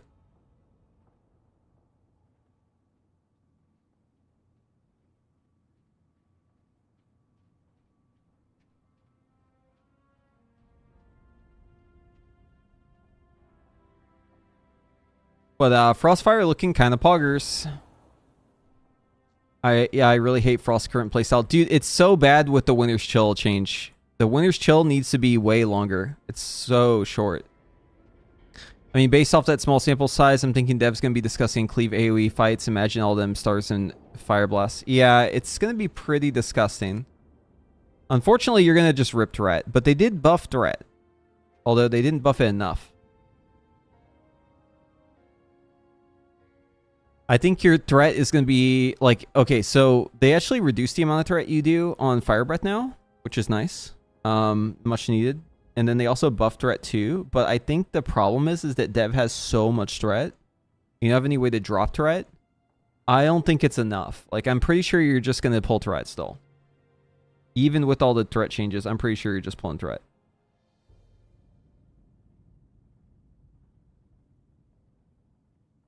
I have a guildie trying to pug title going as Arcane for every single piece of content. That is a dedicated Arcane mage.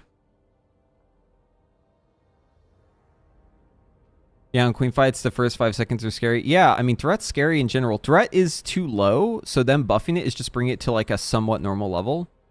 And the thing is, Dev Evoker has like higher than normal threat. So they're just moving it from low to mid, but it needs to be high. Because Dev is still going to pull threat, I think.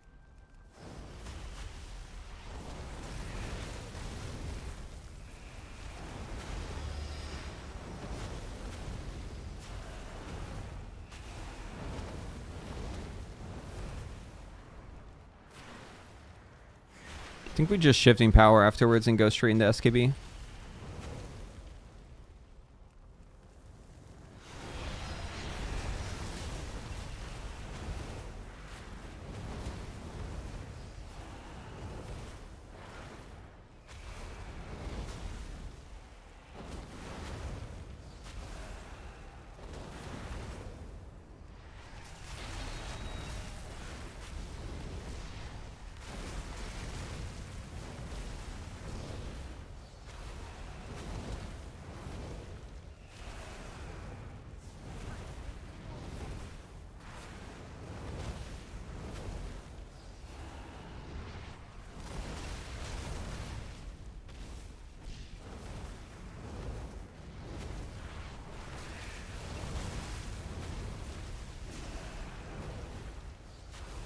One munch there.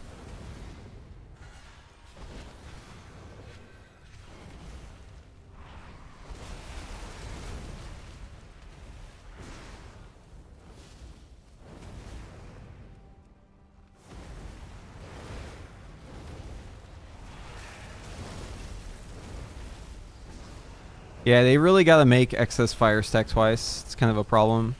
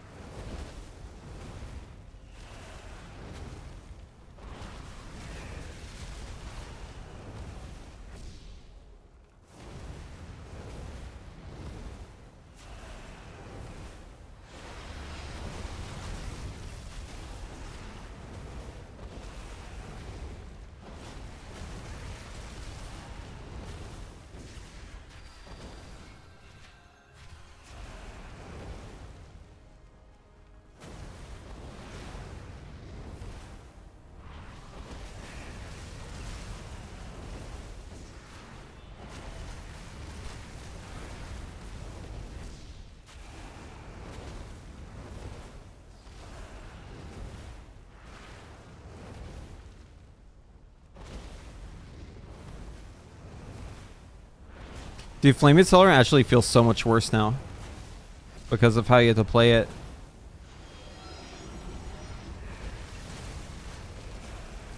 Because Fire Blasts are a little bit more restrictive and you're getting less procs overall, so like it almost feels like a waste anytime you're having to cast a Frost Firebolt. Flame Accelerant just feels really bad. I think they should look into it. I'm not a fan of it.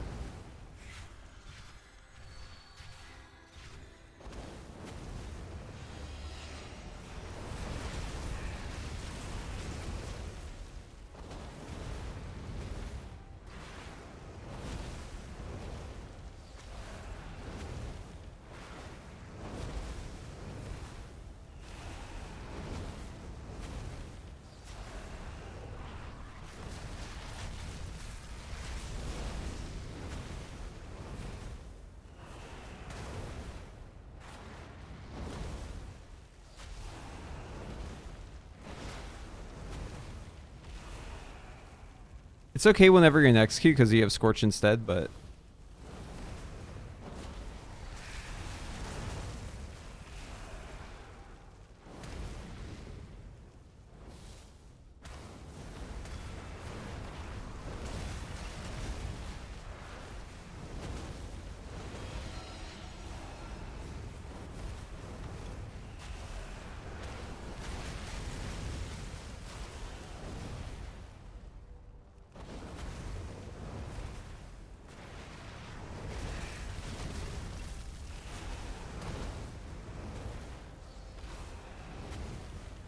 Feels good though, as long as you're in execute.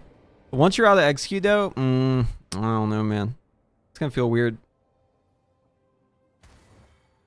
Oh,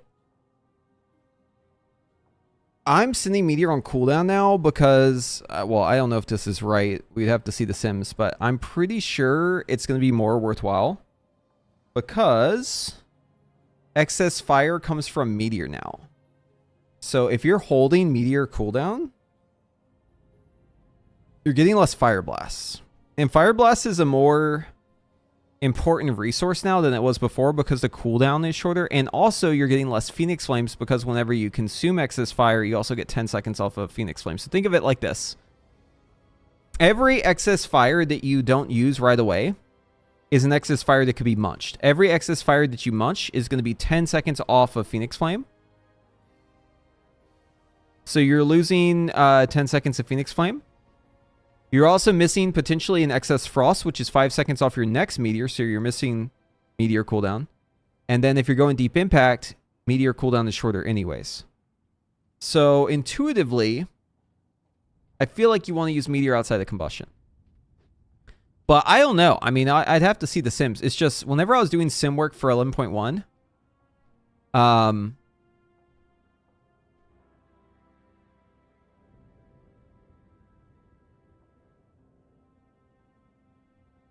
whenever I was doing sim stuff for like 11.0.7, I meant, I was like looking into Meteor and I found that like sometimes it was worth it to Meteor outside of Combustion sometimes.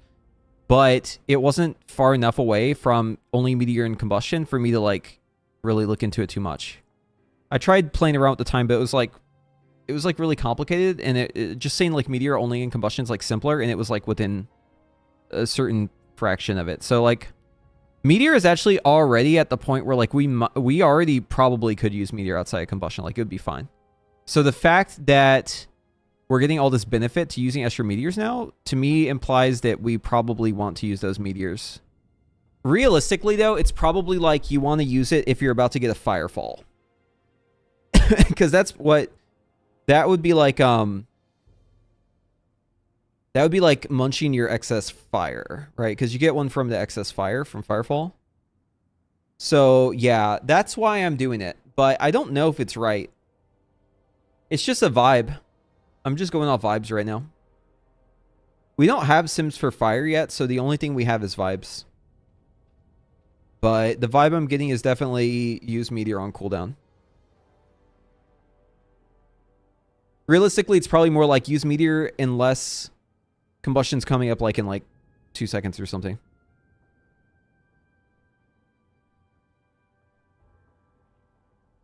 Make it stack twice would fix Frost Cold Snap combo? Yeah, it would. Exactly. There's like multiple reasons. There's multiple reasons to make it stack twice. Also, it just makes sense from a consistency standpoint, because like why is one of them stacking twice but not the other? It just seems weird that like only one of them stacks twice. All I see is benefits. Literally every case to me is just a benefit. Like you should just have it stack twice, period. It makes more sense. It's more consistent. It fixes issues for Frost. It fixes issues for Fire. It makes the gameplay better for everything.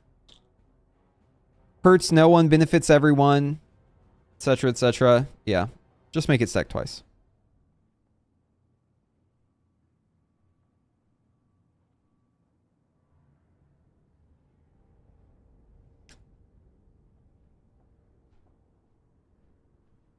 I really enjoy the Meteor Living Bomb build. I enjoy it too. I especially like it when we take these two talents out and we put them over here. Because fuck Scorch, man.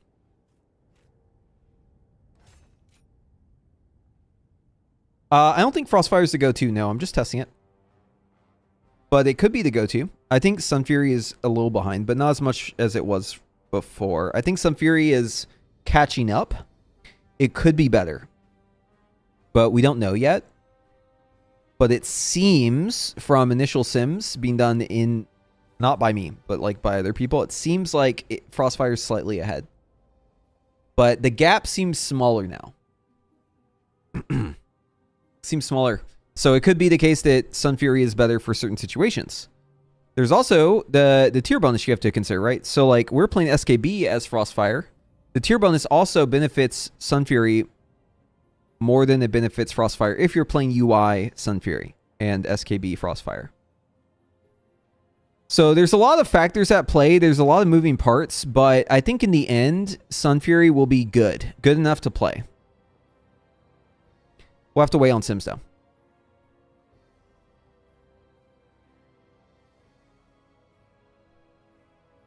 Switching from mage to evoker. Oh, sorry, other way. Switching to mage from evoker is it better to focus on learning one spec? Yeah, if you're trying a new class, you need to start small or else you're going to overwhelm yourself. So start with one spec.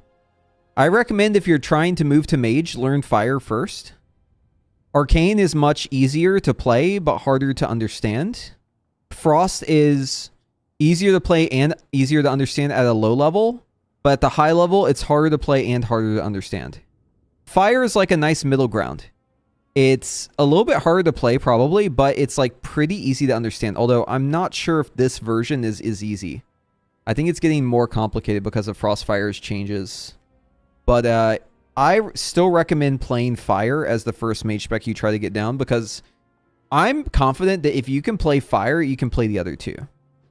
At least to like a decent level. Like Frost will take a while to like fully get down, because it's like pretty complicated once you get to the point where you're like min-maxing the last little bit. But like it's pretty easy to pick up at least and play like at a normal level. Trying to play at like a high level is going to be a little bit more difficult, but like starting out, it's okay.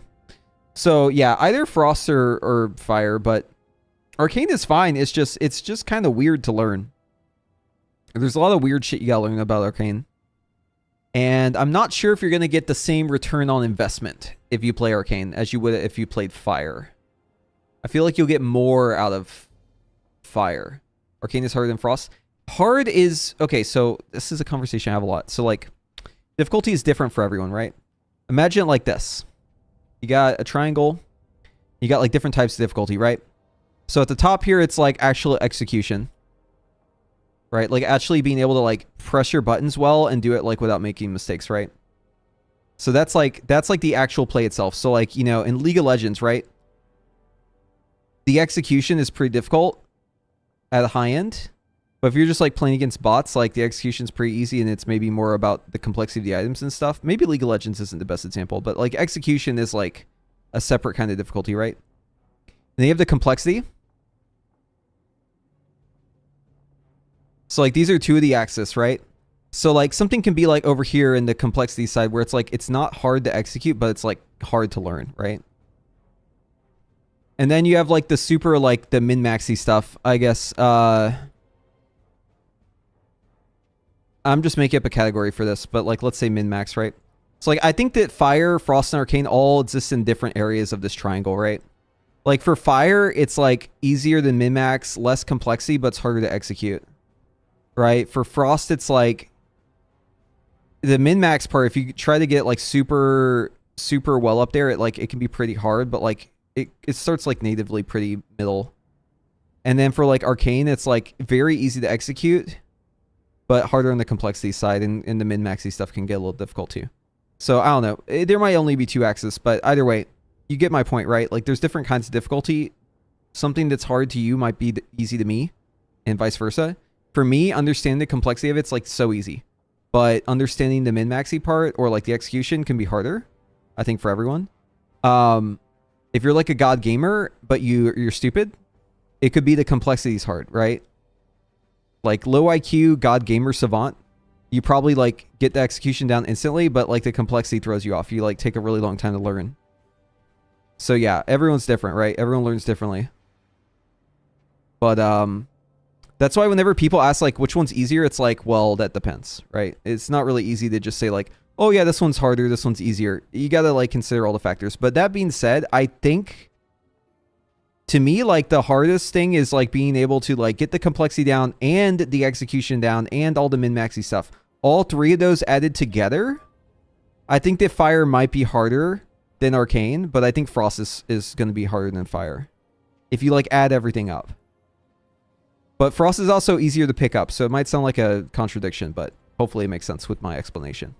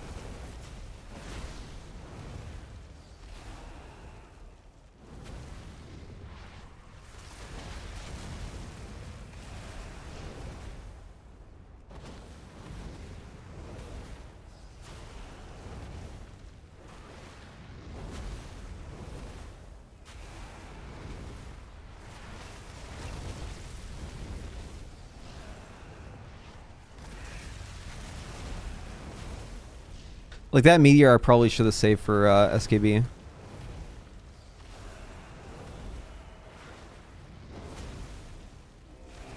Feels weird not using your fire blasts and combust.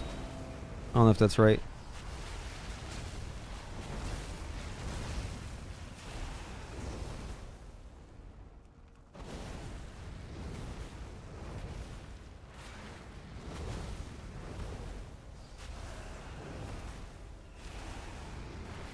Oops.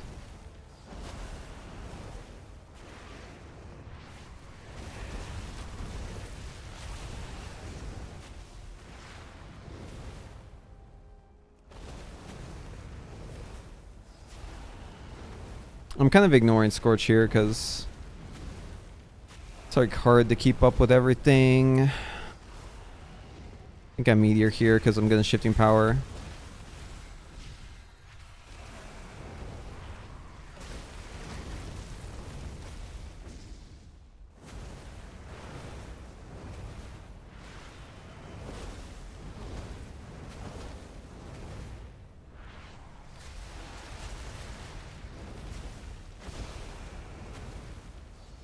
Yeah, it's weird, man. You end up munching so many procs because the cooldown increase and like how Meteor randomly procs with Firefall and how Meteor procs or like needs to be used on cooldown. How SKB works. It's just like a lot of competing incentives. It's hard to know which one is correct. It's just like there's so many things, and that's not even accounting for Improved Scorch. Improved Scorch is just like throwing a giant wrench in everything too. 2 more hours added to maintenance? Oh, shit. Hold on. Let me take a look.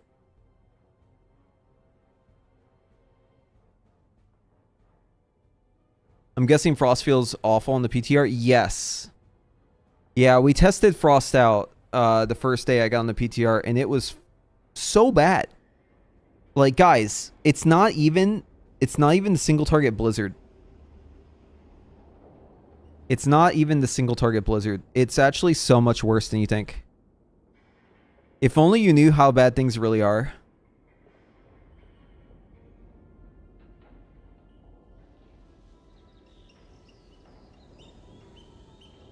Oh, well, they didn't extend the duration of Winter's Chill is the issue.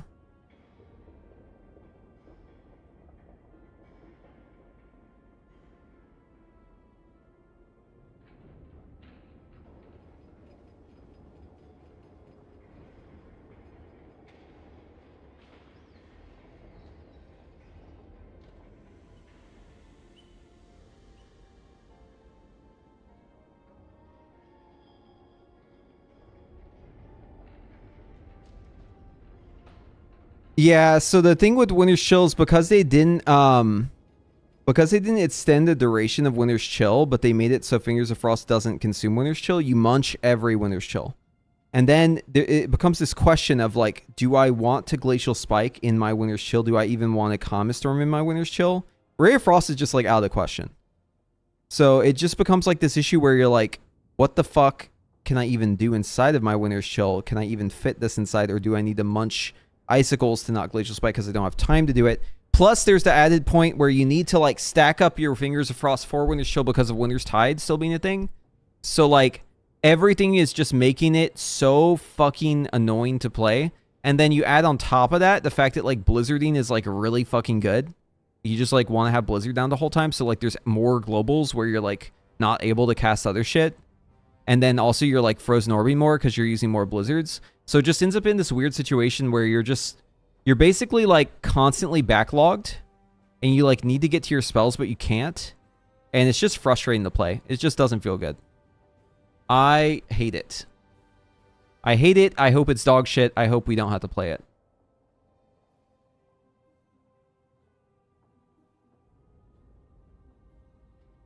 Yeah, Blizzard just like they can't leave Mage alone, dude. They keep muddying it more and more and more, and it's like, dude, it's so funny. People say like, oh, Mage is Blizzard's favorite. They are constantly changing Mage. It's like, dude, sometimes being the favorite, which I'm not going to deny, like Blizzard definitely changes Mage way too much. Sometimes being the favorite's like not a good thing, right? Like sometimes you're getting more attention and that can be a bad thing. Think of it like this, right? Think about all the attention Shaman has gotten over the years. Very little attention, right? And if they're broken, they stay broken for a long time. Now think about how much attention Mage gets. Mage gets all this attention. It's broken a lot, but they're constantly changing it. Because they can't just leave it alone. Like they have to constantly be moving something around. They're changing something, shifting what the best spec is, moving a talent. Oh, it's double dipping, so we got to remove that. Oh, we got to change Burden of Power again. Oh, new patch, Burden of Power change again. Like, at some point, you just get tired of the roller coaster ride. You know? It's fun at first, but imagine, like, you're stuck on a roller coaster 24/7. Eventually, it's going to get old. Eventually, you're going to be like, dude, I kind of want to, like, be still for a moment. Like, I'm tired of moving. The thrill was fun for a bit, but, like, now I'm looking to go to sleep. Like, I can't really sleep on the roller coaster. Can you just, like, chill for a bit? Can you just give me, like, a break? But they just can't give you a break. It's just the roller coaster continues. You can't get off of Mr. Bones' Wild Ride. It's infinite, right? So you're just stuck in there, man. And as soon as you think the roller coaster ride is done and you get off the roller coaster, guess what? The line out leads back into the entrance of the roller coaster. Literally, Mr. Bones' Wild Ride. You cannot get off this roller coaster. The only way to break free is to swap your class.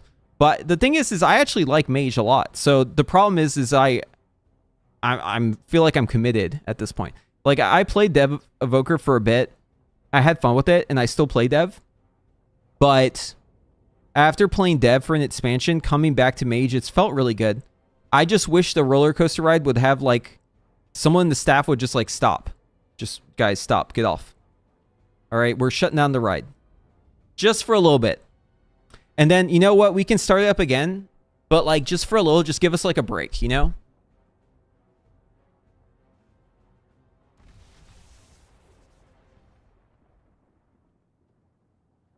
Mages are not dog shit for longer periods of time. Yeah, people always bring up old expansions. But think about how good Shaman's been in recent history. It's been good for like almost the entire patch. Actually, the entire patch. It's been good. Yeah, it's not almost. It's like the entire thing. Every once in a while they get a win. I'm not saying that they're in a better position. I'm not envious of having the shaman situation, right? I'm not saying that they're like I wish I was a shaman. No. Obviously not. I'm just saying that like whenever they have a patch where they're broken, they stay broken the entire patch. If mage is broken, it gets pretty much taken down. It might still be like kind of good, but it's like not allowed to be like broken this long. If you're talking about raid, if you're talking about Mythic Plus, that's like a different scenario. And I think Mythic Plusers like get like offended if you like insinuate that mage isn't good. They're like, oh well, mage is always good. Yeah, I'm not fucking talking about your mini game. I don't give a fuck about Mythic Plus. I used to like it, but that shit's a mini game to me now. I don't care. I'm talking about raid. And yeah, raid balance is what I care about. So yeah, Mythic Plus, who cares? I do not give a shit. Mythic Plus balance is just like herder, just fucking live, right? That's the balance. What can you bring to live? Fucking AUG, defensives. It's a different game. You're not even talking about maximizing damage. You're just talking about like maximizing defensives. I do not give a shit about Mythic Plus. Anyway, sorry. I don't mean to be like that aggressive. I'm just saying like I'm not talking about Mythic Plus, okay? Anyways. Yeah. I'm salty because once upon a time I actually did like Mythic Plus a lot and then they ruined it. Just hasn't been the same yet. Ever since, man. They fucking gutted it. It's honestly ever since Dragonflight. You could see like you could see them like trending towards ruining it like at the end of BFA. Even honestly at the start of BFA, like I liked it a lot in Legion. I liked it when it was about damage, about optimization. And now it's about just like planning out your defensive so you don't get one shot by the unavoidable mechanics. Yeah. And I've pushed title a couple times since they've made it this way, but like, I don't have the appetite for it. Unless I'm just getting like strung along, like someone really wants me to do it with them, I don't really like doing it because I don't enjoy it. I don't find it fun. But no one asked, so I apologize. Just ranting about how much I hate Mythic Plus right now. Classic retail Andy. Can't stop talking about how much he hates Mythic Plus. Am I right, chat? Anyways.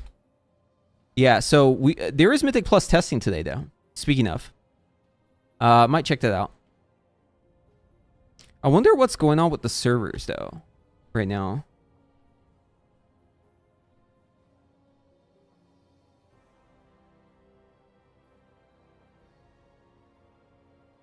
So being our token mage and also loving mage, would you say Master out Fire or Arcane right now for 11.1? I would say Fire is a pretty safe bet. Yeah. What's wrong with mage? What do you mean? Oh, they keep fucking with it. That's what's wrong with it. Blizzard can't just leave us alone. That's why I'm complaining. Look at how many times Arcane has been changed in like the last year. Just like look at just one spell. Look at Burden of Power. Look at the changelog for Burden of Power. They just can't figure out what they want to do with us. And like instead of like figuring out and then like doing it, they're just like live testing on this like guinea pigs. And in case in point, right? On Frostfire, we're back to 5 seconds again. We were 10, and then we're 5, and then we're 10, and then we're 5 on accident because they accidentally pushed the patch where it was 5, and then they hotfixed it back to 10, and now we're back to 5. And I don't know at this point what we should be. Like, I don't know, because they didn't have any patch note about this. It wasn't mentioned anywhere. It was just a surprise, like, oh, the tooltip says 5, let's test it in game. Okay, it is 5. And you're just left wondering, like, which one is it supposed to be? Like, I don't even know what to trust anymore. Because they change it so much. And I don't even know if the changes are intentional at this point. It just seems like every patch they change it back. Just like Burden of Power. It's hard to know. Dude, okay, so here's the crazy thing, right? Burden of Power was added in this expansion. Look how many changes there's been. Look how many changes within the same patch. 1, 2, 3, 4 in 11.0.0. Okay. 1, 2 in 11.0.2. 3, actually. in 11.0.2. And then 11.0.5 has 1, 2, 3, 4. And now they're changing it again in 11.1. So it's actually up to 12 changes. This is what I'm talking about.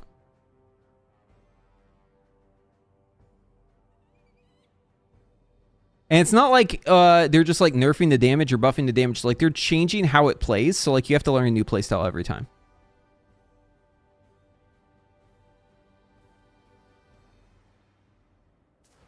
Mages know, dude. If you played Mage this expansion, you know exactly what I'm talking about. Because you've probably had to relearn Mage like 7, 8 times.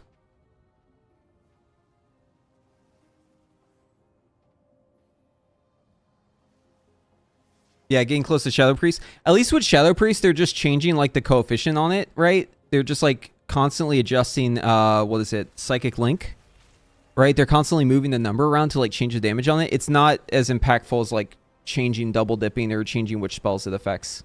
It's not like having to relearn the spec. It's just your damage is going up or down, right? It's still annoying. I'm not like discounting how annoying it is. I'm just saying that it's not the same kind of change. This would be like if they changed at like a fundamental level what Psychic Link does every single time. Right? It's a different situation. Because they could change the number from 20 to 19%. That doesn't change anything. Right? It doesn't. That's okay. It's not frustrating. Right? But if they change it so that it's a different spell that's affected, then, well, now you have to learn a different rotation. That's what's annoying. But as a content creator, like, I'm okay with that because I can just make more content. They're just, like, feeding me more content to make. But, like, as a player, it's annoying. And I think y'all can probably... You can probably relate to the as a player part. Because, like, it is annoying, right? Like, everyone is annoyed by this shit. There's no way you're just like, oh, yes, I'm so excited that I get to learn a new Burden of Power rotation. Ooh, me oh my, I can't wait to optimize the sim. Could you imagine... Can you imagine Porum being like, oh, fuck yeah, they're changing Burden of Power again. I can't wait to cook the APL again. No, dude, maybe like the first or second time, but like at this point, the poor man just like wants a break, dude. And they won't give him a break. So he's just going to give himself a break, right? Because that's what you do. They just can't leave it alone. They can't leave it alone. It's very annoying to have to consistently learn new rotations or mythic progression as a mid player. Yeah, and that's the thing. They're not even doing it between tiers. They're like constantly changing the shit. Constantly. They just can't give you a break. Dude, there's people I coach who I've had to teach like 4 different times different rotations. And I'm like, dude, sorry, I don't know what to tell you. Like, this is not normal. This is not normal behavior. New week, new rotation, right?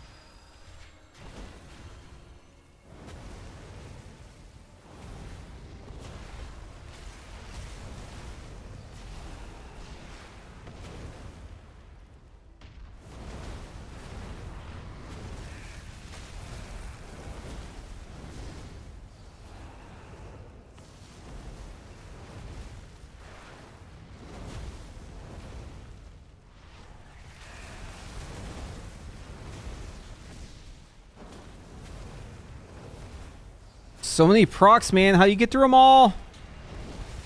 So many fucking procs, man. How do I get through them all?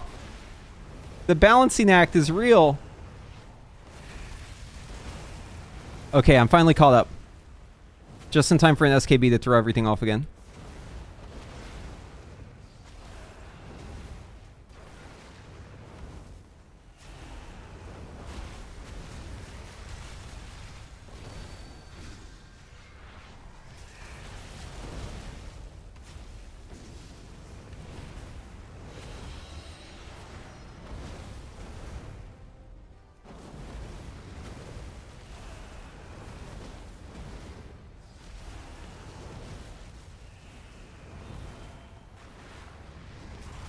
Oh, fuck. I just munched excess fire. Gonna have to get used to that.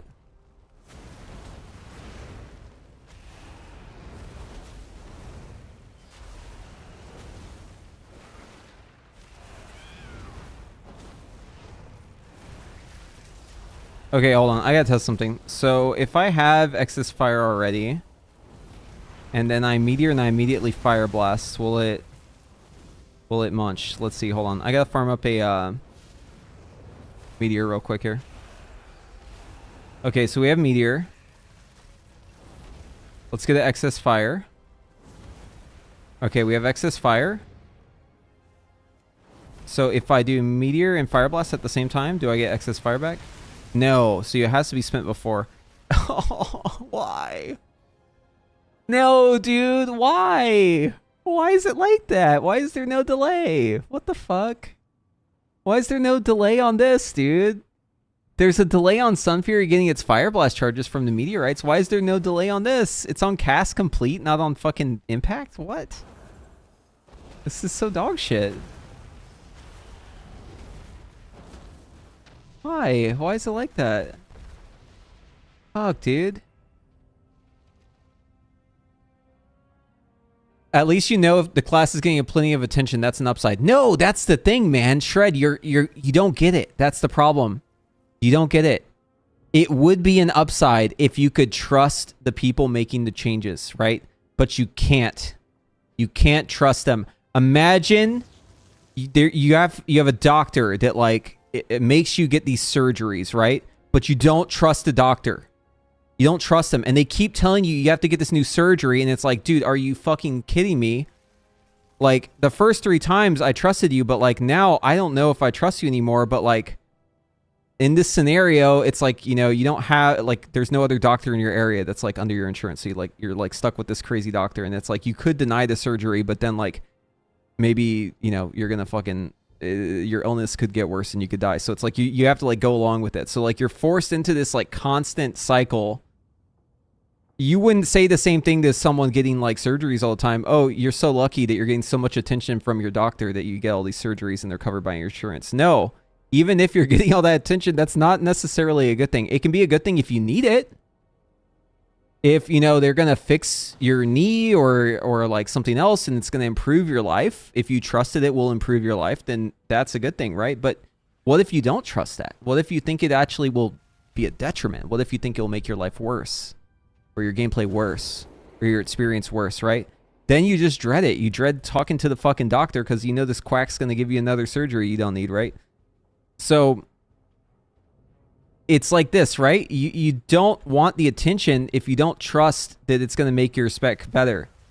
And I had a lot of goodwill at the start. I had a lot of trust. I believed that they would do a good job. And then I started kind of faltering in that. And then I thought maybe it's better, you know, maybe I'm just being overly critical.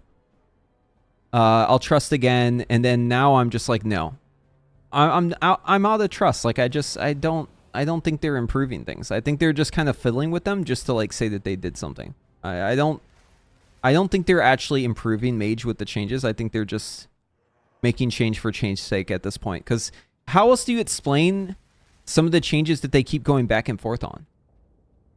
And I don't think it's malicious. I don't think that they're trying to make us all hate Mage. I just think they're a little not good at what they're doing. That's my just personal take. Obviously, you know, I couldn't do that job, so just armchair fucking streamer over here criticizing other people. But I'm just saying, I think a lot of people would agree that maybe it's a little too much change. Yeah, a little too much. Maybe could have been a better job. Just, you know, just throwing it out there, a little criticism. Not sure if patting yourself on the back about Arcane was the play. That was a little cringe, wasn't it? We're happy with the Arcane changes. Who the fuck is happy with Arcane right now? Anyone? Is anyone actually thinking that Arcane is better now after the Aether Vision changes? After you played it for a bit? Because, like, keep in mind, we didn't get to test this stuff all that much on the PTR. So, like, on paper, it sounded like it might have been okay. But, like, is anyone actually happy with that? Why did they fucking pat themselves on the back about Arcane? That's still baffling to me. Like, I'm trying not to be, like, a hater, but it's hard these days, you know? It's really hard.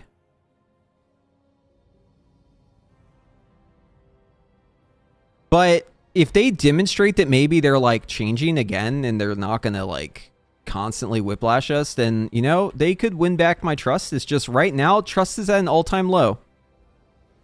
We are hanging on by a thread. We gotta see some change here, guys. We gotta see a different development strategy that perhaps does not involve changing the rotation every week.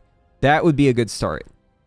If we could get like what we've had right now, the game's been pretty dead, but like if we could get what we have right now where the rotation stayed relatively stable for like multiple weeks in a row going into a new patch, then they could earn my trust back, but only if it's like actually good, right? If it's like left in a bad state, that's, I mean, that's no good. That's not an improvement.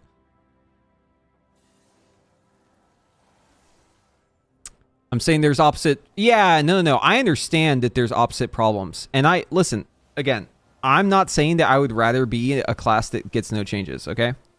That's not what I'm saying. Because like I also played Devastation, just to throw it out there. And I know Devastation's getting changes now, but like there's been long stints where Devastation just had like some severe issues where they just like left it to just fester, right? So like I trust me, I've seen both sides of it. But all I'm saying is that like if you think getting more attention is only positive, you're wrong. There is another side to this too, right? Just like how getting no attention can also be bad, getting a lot of attention can also be bad, right? Everything can be good or bad. It's just, in one case, it manifests in frustration, different kind of frustration, right? Instead of longing for change, you're longing for just periods where things don't change. You're like, please, for the love of God, do not change my spec again. I swear to God, if I have to learn a new spec before progression ends, I'm going to explode.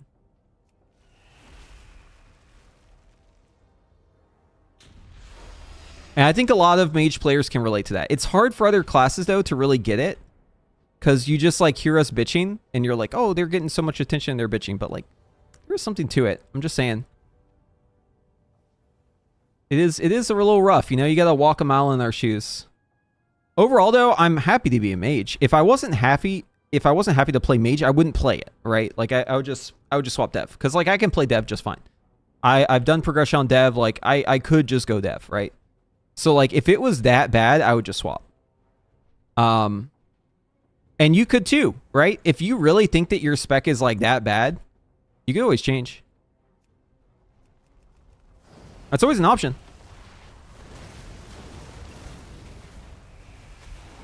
Oh, dude, yeah. Halonin? Oh my god, dude. Yes, I have. Okay, so I actually kept myself out of it because I was like, this is some more cringe fucking OnlyFans drama. I don't care. I do like OnlyFans though. I like Soda in his guild, and like I like what they're doing. I think it's a really cool concept. It's really neat, but I just don't really care too much to follow the drama of it. But since it pertained to Mage, I felt like I had to know. So I actually watched a video this morning, and I kind of watched all the clips. And yeah, dude, that's not a good mage. Like, I think people are being a little bit too hard on him. And I think the WoW community has a tendency of like dogpiling a little too hard. I've been the brunt of that a couple times, man. I've been on the other side of this shit. So I know how it goes. All right. Sometimes the WoW community just like decides that like you're the target of the week and they will fucking do anything to tear you down. Trust me, been there, done that. All right. I've had a couple goes at that, you could say. But what I do know is this. Some of it's definitely justified. In fact, a lot of it's justified. The way he reacted, I think, is the worst part. Because, like, I don't really see a problem with him being bad at the game. Him being pirate software. Like, I watched the clips. Like, he's very bad at mage. There's no doubt about it. Like, he doesn't have keybinds on important abilities. He misplays insanely poorly. He, like, basically the situation is, the context is, they were in Dire Maul, things went really bad. It wasn't necessarily his mistake that, like, caused the situation. But, like, as a mage, like, you have control, right? You, like, in WoW Classic, mage is awesome, because you have, like, all this control. It's actually really awesome. In retail, you don't have this level of control as a mage, right? So, like, if you play mage on Classic, like, you'll feel like a god, because you can just, like, do so much. So like rank 1 Frostbolt, rank 1 Blizzard, insane spells. Rank 1 Frost Nova costs like no mana at all. Polymorph is like way stronger than it's on live. Like you will literally feel like a control god if you swap over the classic. And in fact, you can probably kill just about any warrior if you're really good at mage. Like even if there's like a severe level gap. Because you just have way too much control, right? So like in a group, your job as a mage is like be the fucking guy who saves the day. And if you're good at mage, then you should be able to save the day, right? Unless the situation's like really bad. Because mage can literally AoE farm. Pretty much no other class can do this shit unless they have like a spot where they can like leash mobs back and forth through like consecration or like through like bombs and stuff like that. I've done a lot of AoE farming in Classic WoW. So like I actually know a decent chunk about how the AoE farm is Frost and like how Classic works. I played Classic back in the day too, right? Lots of experience with it. I'm watching this guy play and he claims to be like this fucking know-it-all guy, has this attitude of like can't be wrong about anything. Constantly talking about how he worked at Blizzard. I did this. I worked at Blizzard. Like he's some kind of expert. Personally, I do have a bias against him. Anytime I see his TikToks, this pirate software guy, I'm kind of like taken aback by like how he just like talks with so much authority. Like his like dad worked at Blizzard or something. So he's like always talking about how his dad worked at Blizzard and like designed the game or whatever. Now he's like such an expert. Well, it turns out he's just a fraud because like he doesn't know shit about Classic. Either that or he just can't perform under pressure. I'm not sure which one. Maybe he's just overly selfish. Who knows? But anyways, the situation was someone pulled Estra and Dire Maul. Here, we'll just watch the clip, actually. This will be a good one. Yeah, so they like pulled Estra and Dire Maul. And then he just like goes every man for himself, like, fuck my team. I'm just going to survive on my own. He's talking about how he can't help anyone because he has no mana, but he's got like plenty of mana. He just doesn't, he's not using it. It's like mana gems. He's got his chest piece that gives him mana. He's also just wasting mana constantly on like barriers and like blinks and stuff like that. Just like really rookie mistakes. Like if you're in a situation where you have very little mana, and you will know this if you AoE farm, you have to be good with rank 1 Blizzard, and you have to be really thinking about like the time between your casts, because in Classic WoW, if you spend enough time between your casts, you'll start regenning mana. So like you can actually regen mana pretty effectively in Classic. You just have to like know how to do it. You have to play effectively. You have to use your rank 1 spells, and you have to like basically recoup that mana. It's a whole thing. But the man just like shits the bed, and people die, and it's hardcore. And instead of being like, oh, is there something I could have done better? I'm sorry, like my bad. He just goes like full on like asshat defensive, like calling out everyone else's mistakes. Oh, they did this, they pulled this, they blah, blah, blah, blah, blah. It's like, dude, what? This guy just lost his character because you fucking shit the bed, and you're just like blaming him and talking about how he could have done something better. Oh, I played, you know, there's nothing I could do. I had no mana. It's like, no, you could have done so much. Like you actually just didn't do anything. But listen, I do think people are going a little too hard on the guy, right? It's a little blown out of proportion. Again, WoW community loves to fucking blow these things out of proportion. But, I mean, the situation isn't great. Again, lots of people at fault. There's things that could have been done better. But, like, in the end, it all comes down to the way you take criticism and accepting responsibility and just like being a fucking adult about it, right? So like shit starts going bad here. They're fine in this situation. They just need to CC the mobs and like basically control the boss. Like if they just CC the mobs in the back and control the boss, like they can salvage this. They're a lot of inexperienced players, you can tell, because they're kind of just like saying like, oh, we should run. But like there's a lot of things they could do. Okay, so like right there, this is kind of funny because like I guess he realizes that like he should actually help. So like he's going like self-preservation mode, but he realizes like, oh, I should help a little bit. He goes for a max rank Blizzard here, which is like, it makes no sense because your goal in this point is to slow the mobs. He goes for a max rank Blizzard, which basically blows all of his mana. Max rank Blizzard takes infinite mana, right? And he just like instantly interrupts it. And like that wasn't even the mob he needed to slow. That was a Mastiff. Like you could literally like fucking wand that thing down. Like it's got like no health, right? He just needs to provide some like cover for his team. He just like doesn't do any of that. But he's got like plenty of mana, right? He's got his like chest. He's got his like mana gem. Like he's chilling, right? Also full shield. And then he's just like talking about how like, oh, I had no mana. He just runs away. Like he actually just leaves his teammates to die. So fucked up. Bro just like actually runs out of the instance and just leaves his friends to die. And it's fine if you want to be a little fucking rat, but like, you know, if people call you out for it, and I'm not going to play the audio, but like, he gets so defensive and so cringy about it. I can't. Anyways, I cringe so fucking hard at this video. I'm going to link in the chat. I don't want to play it because I don't want to do like a full react to it. But all I'm saying is like, there's a million fucking things that if you were that experienced and you were that big brain about the game, like you would know you could do, right? So what is it? Do you just not have the experience you say you do? Did you just want to kill your teammates? Or is it maybe that the situation is maybe that you could have played better, but you know, you didn't. And that's fine. You can say like, oh, I fucked up. I fucked up, guys. I'm sorry. That's on me. I could have done something better. I deeply apologize. You know, I don't know what happened there. I panicked. I lost control. There was so many things I could have done, but I didn't know what to do. Instead, he like realizes his mistake. It's like about here. He realizes he has this fucking gem. Look, he has his mouse over them. He realizes his mistake, and instead of helping, because his teammates are still alive at this point, right? Instead of helping and like having to say he was wrong about it, like, oh, sorry, my bad. I actually do have mana, right? Because he's like insisting he doesn't have mana. That's why he ran away. Instead of doing that, he decides, you know what's more important? It's not saving my teammates. It's actually just being right. Although he's streaming and like everyone can see that he's thinking about using his mana and he's second guessing himself thinking, should I do this or not? Right?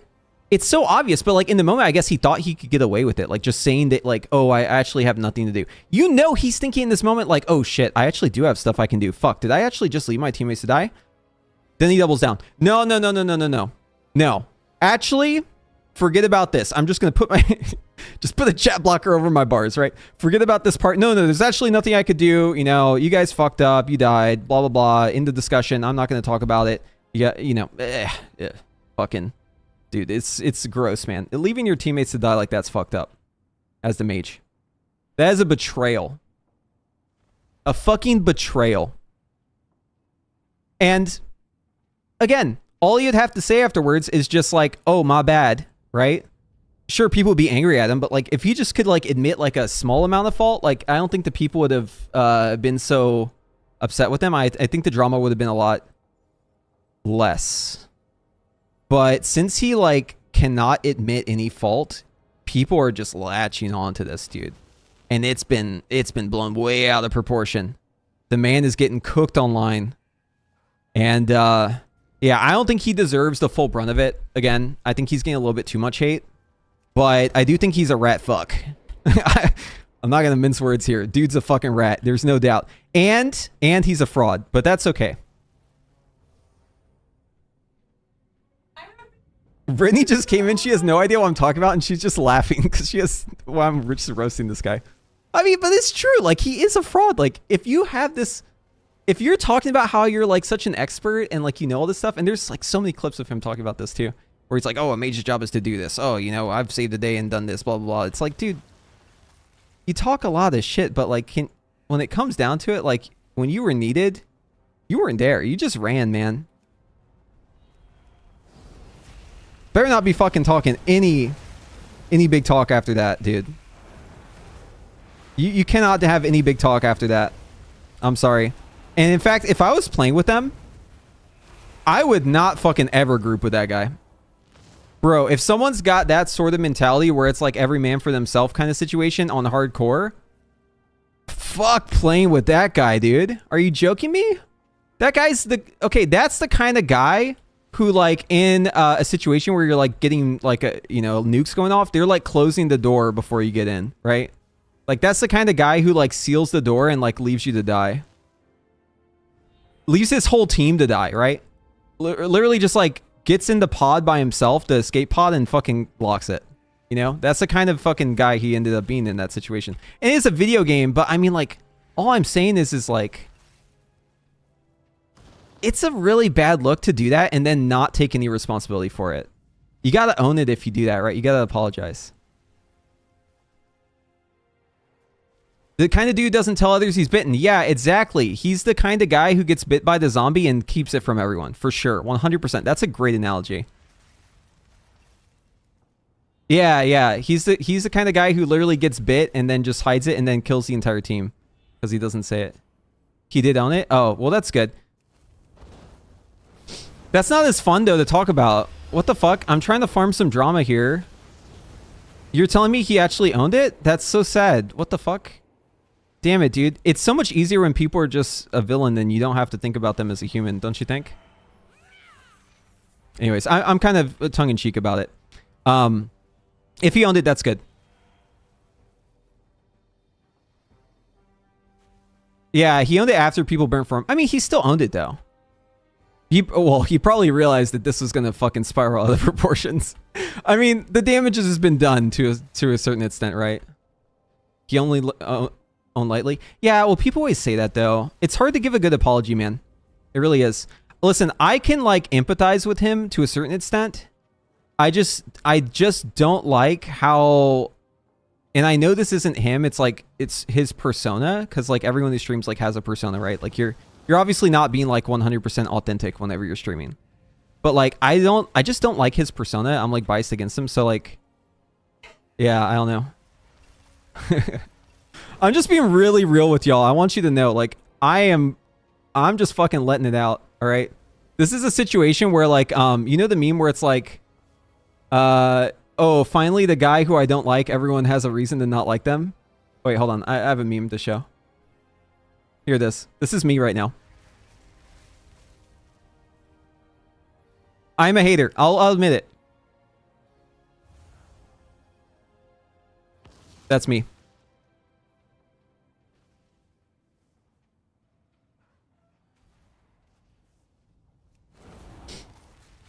He could embrace the Roach persona. Yes, dude.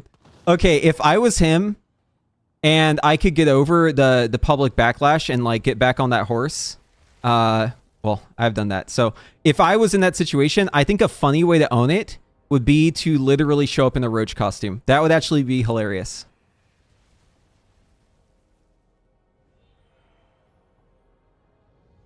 You could always just tell based on how he spoke about himself, these narcissists way before all this happened. Yeah, I don't know if I would go that far. I mean, you got to keep in mind, right? A lot of the ways that, like, streamers talk and stuff, it's like all an act, right? Like, if people are just trying to play a character.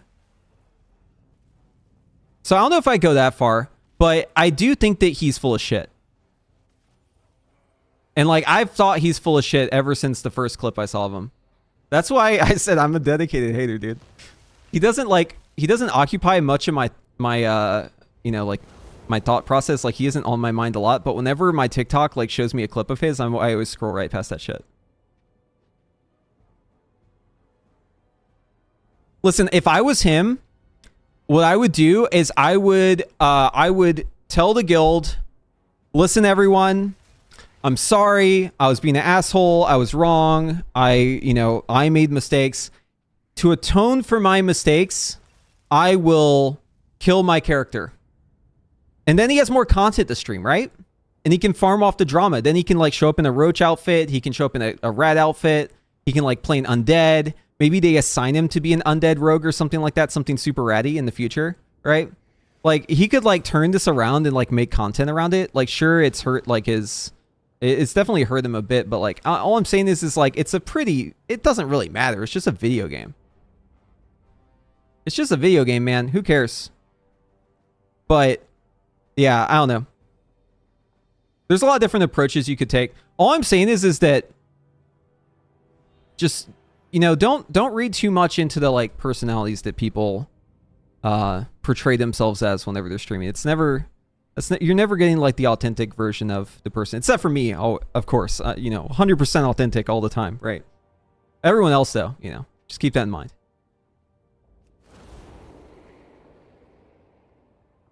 He's been demoted to Shadow Priest. The only thing worse than this is paying someone to level your character while bragging that you're best in the world. Dude! Yes! The Elon drama? Let's fucking go. Are we just a drama stream right now? Fuck, man. I need to talk about some mage stuff to keep the mages in here. I don't want to lose you guys. Hold on. Let's do another opener. Dude, the Elon drama, oh, fucking incredible. It is kind of sad though. Why do I hate Elon? Well, so that's a separate conversation. But what this is about is him just like blatantly buying an account. I listen, even if the account's under his name and like he set the account, like it's still a bought account in my mind. Oh, servers are up? Fuck yeah. Let's check it out. Oh, put it back. Yeah, no, so he has like some man in China or like somewhere in Asia. I'm not completely sure if it's in China. Basically like playing his hardcore account so that he can brag about being like #1 in hardcore, and then he like logs in and you just like immediately can tell that he's just like full of shit, which is against TOS. And I wouldn't even care if he did it if he didn't brag about it, but the fact that he's like bragging about being the best and then like he just logs in, it's so obvious he has no fucking clue what he's doing. It's just kind of funny, but it's kind of sad too. Like, why do you feel the need to like buy everyone's approval so much? Like, he bought Twitter to like get everyone's approval, and it seems like people are like turning on him. He's like buying a top 5 or top 10 like PoE hardcore character to try and get people's approval. Now people are turning on him for that. It's just, I don't know, there's just something like kind of deeply sad about it. But then you hear him talk about it and brag about it, and you're like, okay, I don't feel bad for the guy. Fuck this guy. But yeah, I don't know. So it was pretty funny though. People have been really, really memeing that one. It's been really good. He does it because he can. Yeah. So like, why are streamers allowed to buy accounts then? If it was anyone else, they would fucking ban that person, right? Imagine if like Ben was caught like just embellishing everything, and it was actually some other guy playing the account the entire time, and you know, all the shit. Like, that would be there'd be a crazy reaction to that, right? I mean, the guy's like basically saying that this is his account. It's not his account. He's clearly lying about it. I think the response to it is very normal.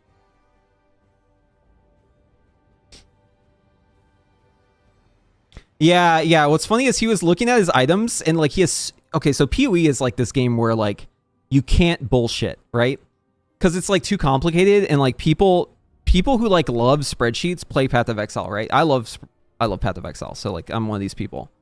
And then he's trying to go on there and like talk about how like he knows the game and like just like trying to show off his character, and then people start asking him to show his gear. You could tell he's a little reluctant to do so, but he does it, and his gear is like fucking crazy good, right? Like insanely good. No magic find, by the way, which is a little bit of a red flag. You could tell he's doing a little shopping. Maybe some RMT. You know, I would not be surprised if there was RMT involved, because he's literally paying someone else to play the account. So, I mean, that is RMT, right? So there is RMT involved. The question is if he's also using money to buy the currency to buy the items too. It could be. Either way, it's RMT.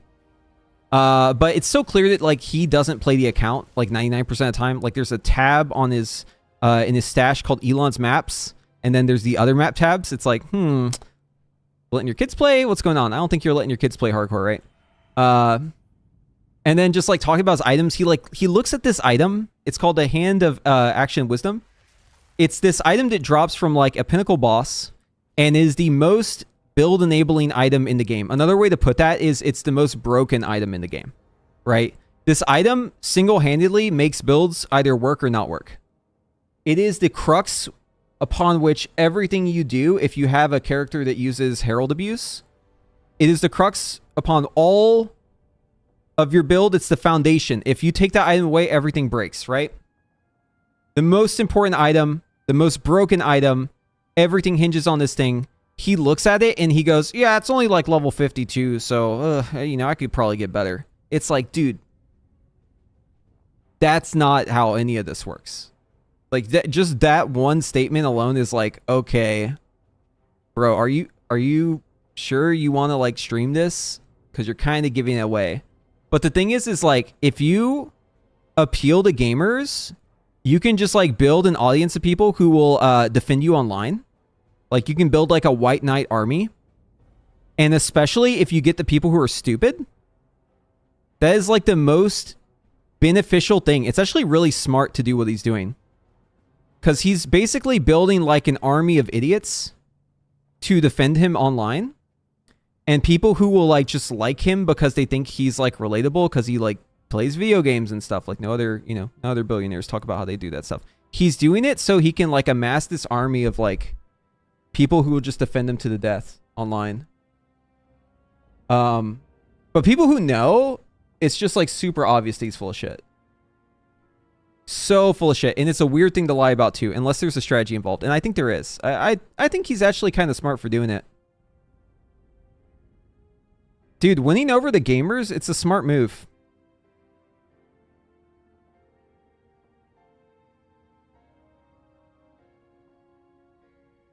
Even Elon Glazers are having a bad time with this one. I mean, it's so egregious. There's no chance. And listen, I may not be like the biggest authority on this, right? But I'm just going to show you just, you know, just for the record, right? I've got 421 hours played on Path of Exile 2 already. Okay, that's not the most. Like, I'm sure that there's plenty of other people with more hours than me, but like, I think that's a kind of big number. Like, I've been playing this game a lot. Like, I actually do know a lot about Path of Exile, and I would consider myself still kind of a Path of Exile noob because I don't really have that many hours in the first one. I only have 1,800 hours in the first one, which is like actually a pretty small number. But the new one's only been out since, what, December, right? So like, I've been playing a fuckload of Path of Exile 2. And I can tell you, just by watching what he does, the man does not play this account. Like, in the sense that, like, he isn't the one who made the account. He isn't the one who made the character the way it is. He's just logging in and, like, he's just a tourist, right? He just logs in, he does 1 or 2 maps, and he logs out. And maybe he's a busy man, right? I'm not going to tell you how to play the game. Listen, if he wants to play the game that way, that's fine. It's fine. The problem is that he's bragging about how he did this all himself, how he has accomplished this all himself, how it's just him who's doing this. Or maybe he'll say like, oh, I do most of it, but, you know, my assistant helps me with it. No, dude, you were like 1% of the work in that. The 99% is being done by some guy you're paying to do this for you. And it's clear he's just lying about it. So, yeah, it's just, fuck that, dude. Fuck that. I don't know if I believe that both of those accounts are him. I think it could be a copycat who's trying to pretend to be him because they're obsessed. I think that could be the case. There's a lot of evidence that like seems to lead to them being the same person, but also it could just be all planted to try and create the perception. Like, in my mind, I'm kind of conspiratorial about this, but I think it's like someone who intended to get caught by people, who intended for people to mistake him as his account. I think it's all an act, so it's like some fucking 4D chess shit. I don't think it's actually him, but that's just my super conspiratorial take on it. But I think they're trying to seem like they are him. The guy who's running the other account. I don't think Elon's involved in it at all. I think the other guy is just like trying to pretend to be him or something. Either way though, it's super weird. Why is this update not working, dude? I keep trying to update. I'm killing my client over and over again, trying to reopen it, and it's just not working. Okay, hold on.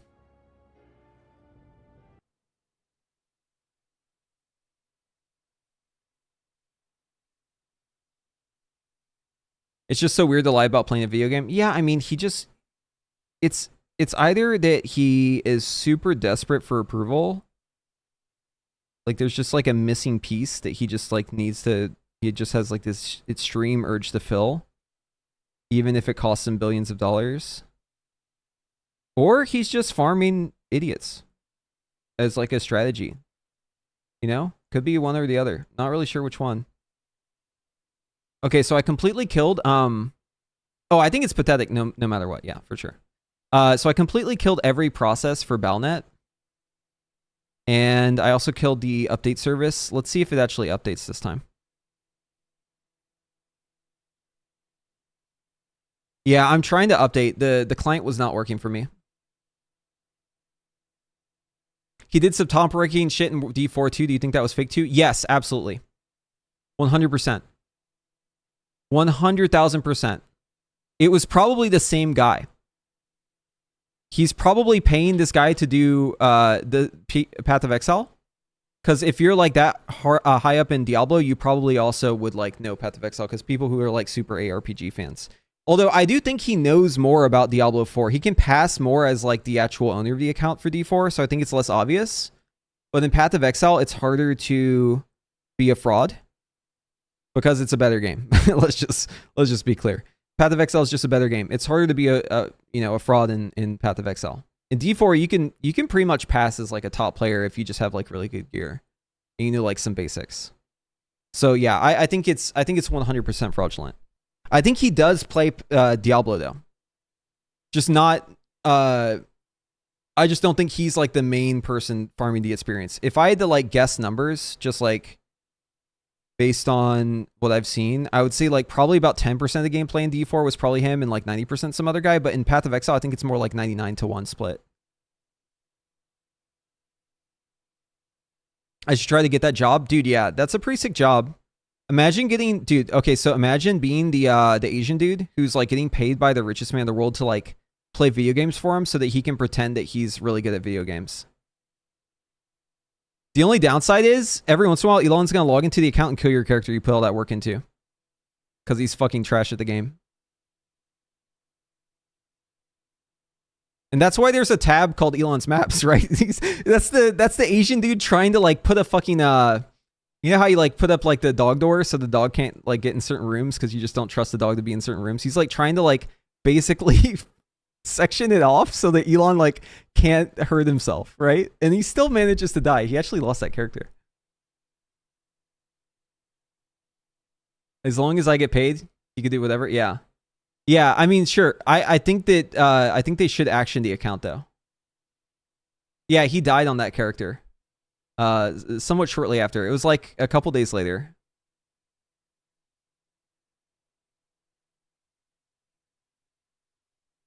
Yeah, apparently Elon's maps were a little too spicy.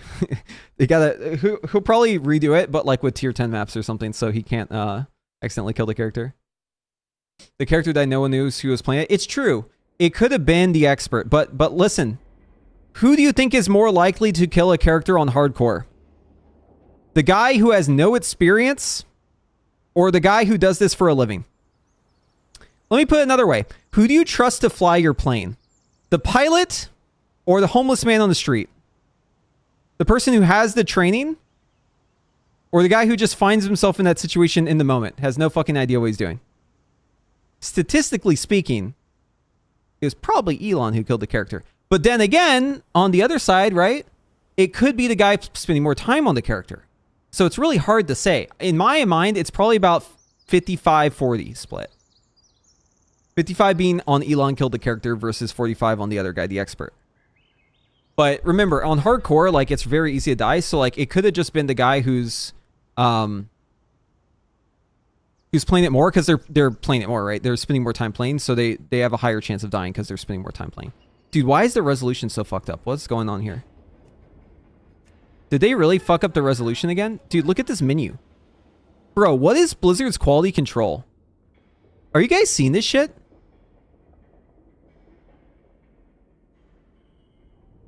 What the fuck am I looking at? How did they manage to put the slider in the direct middle of the two options?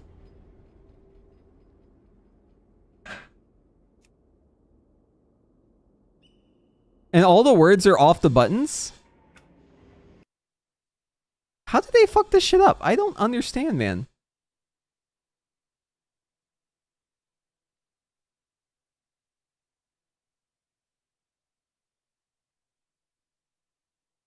But yeah, anyways, Elon and also Pirate Software, very different situations. But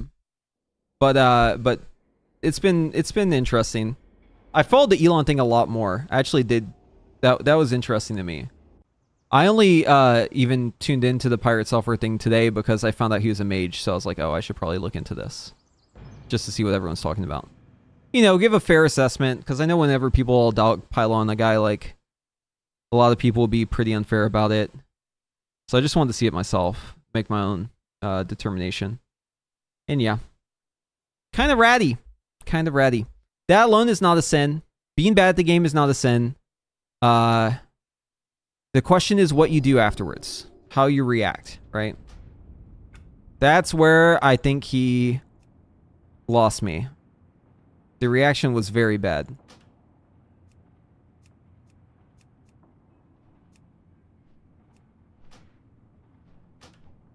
Dude, what the fuck is happening?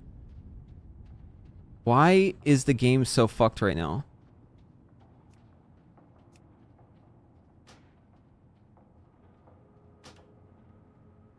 Okay, did we fix it? Oh, I think we fixed it. Holy fuck, that's loud.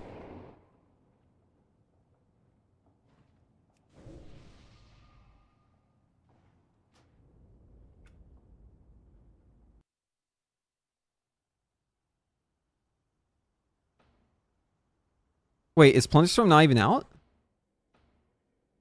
Ain't no way they just released this without Plunderstorm. Huh? Dude, what the fuck, man? Why are they ruining everything? All my plans. No, dude. First it was the patch is delayed. And then... No, actually, hold on. First it was super long maintenance. And then it was the patch is delayed. And then it was... Just kidding, there's no patch. JK, guys, sorry. Sorry. We took a lot of extra time. We tried our best. We couldn't figure it out. So we just Control-Z'd. We put it back the way it was. Okay. Well, at least we get to raid tonight, I guess. 8-hour maintenance, 0 changes, dude. Blizzard way. Let's go. Name a more Blizzard thing. You can't. Impossible.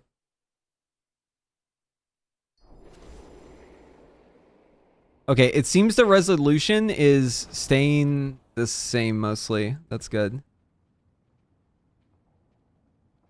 Not sure if you got Fell Cycle, but just check Deadwind Pass. Rat Slayer is now closed. Okay, I did not get it, and I do not care. They'll probably add it as like a mount to some vendor later on. Listen, I got my otter, so like I'm good, right? Like the only thing I cared about was really just getting the achievement, and I got this little bad boy. Right, so I'm good. I don't care about the number. All I care about is getting the new mount. So if they add a new mount to the achievement, then I will collect mounts again until I get the achievement. But until then, as long as I have the highest achievement, that's all I care about. And I have the otter, so we're chilling.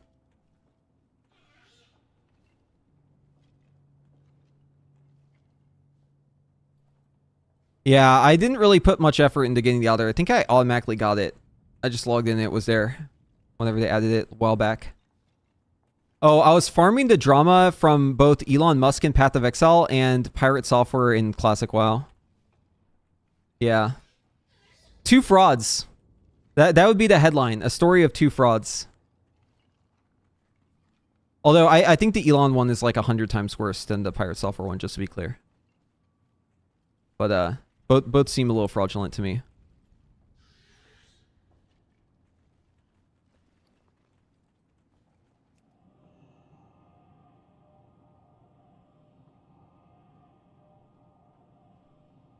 Yeah, I caught up on the drama today because I wanted to see it from a mage perspective, you know, because that's the only class I really play in Classic is mage. And man, it was hard to unsee what I saw, man. There was a lot going on that was really bad in that clip. Really, really bad. And again, it's fine if you're bad. It's okay. Everyone's got to start somewhere, you know? If you're bad at the game, hopefully you fix it, but you know, it's a natural thing to be bad at the game. It's okay. But you can't be bad and also take no blame and also like blame everyone else and also act like you're a fucking expert and be arrogant about it. These things don't mesh well. You gotta kind of like choose a lane, right? Either you're the noob or you're like the expert. But if you're gonna be like the elitist expert, you gotta like not be the noob whenever it comes to playing the character. Because that just makes you kind of seem like a fraud. And then not really taking criticism afterwards, that's like the cherry on top. It's not good. But yeah. I don't know. And also, like, he chose a really bad time to do this because right now there like wasn't a lot of news, so like his drama stuff is like exploding, right? Because that's how it works. If you do something really really cringy at a time when the game is dead, like, it's gonna get blown up like 10x. So honestly, like, kind of poor planning on his part.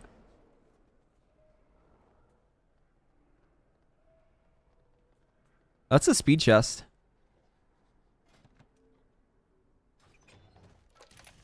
Let's see, we got Haste Mastery Ring. It's very high mastery. Would have been really cool if it was really high haste.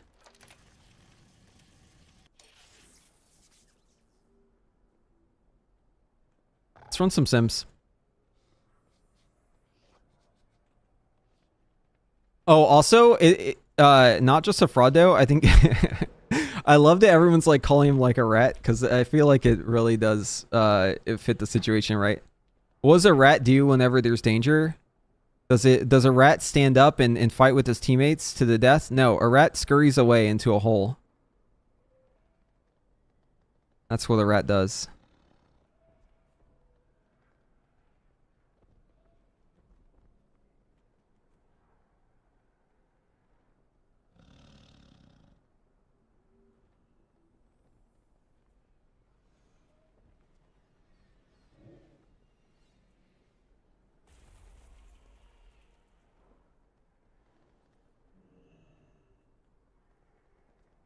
Okay, so let's see if we put the ring in with max sockets. What's the downside of Ignite Mythic Plus build? If mobs die too fast, it's not as good. And by too fast, I mean like the normal speed.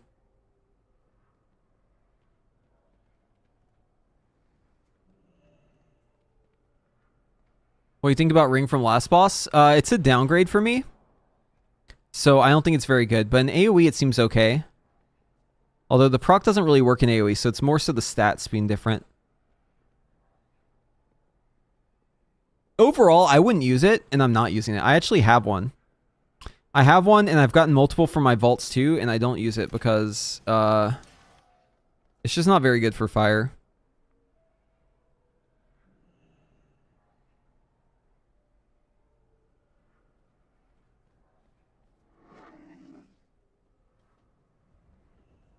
You're talking about the ring from Queen Ansarek, right?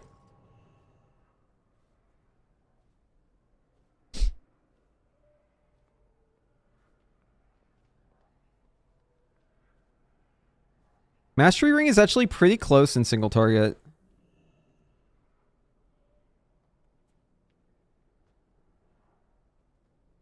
This is with Thunderlord, that's why it's 1.2, but ignore this result. It's between these two right here. Let's see AoE. Ignite.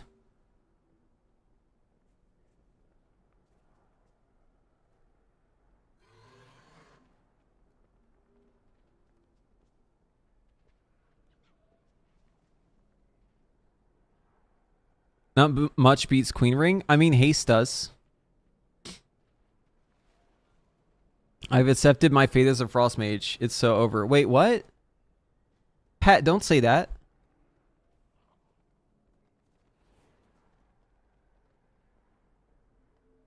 Rat Slayer's still open with the key and bag torch active. Wait, hold on. So you can still get them out? Is that what you're saying?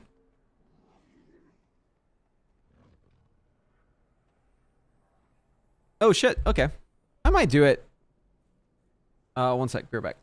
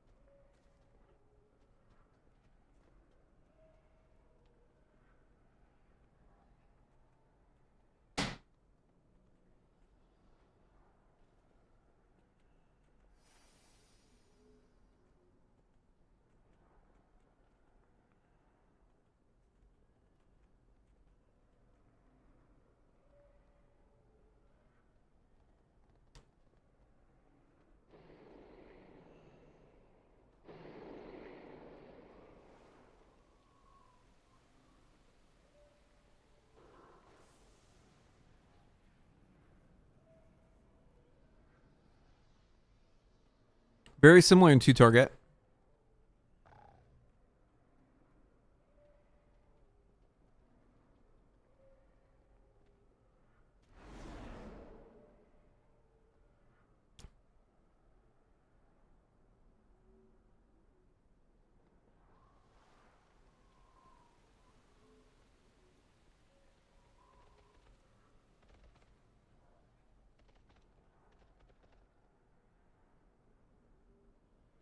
I'm simming the vault I just got. The servers came up. Probably gonna take the speed chest. But we're just taking a look. That's a chest, right? Yeah, it's a chest. Wait, so what all do you have to do for the fell cycle? Like, how much work is it?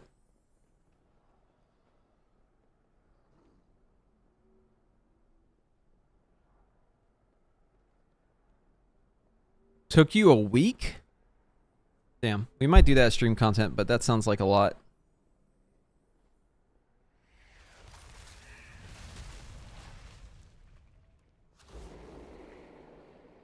So the ring is slightly better in AoE, but I think I have better options for that. I'm just going to take the speed. It's doable in 2 days if you follow the guides. Is it because it's time gated, or just like the amount of time spent in like a period is that much? What's the situation?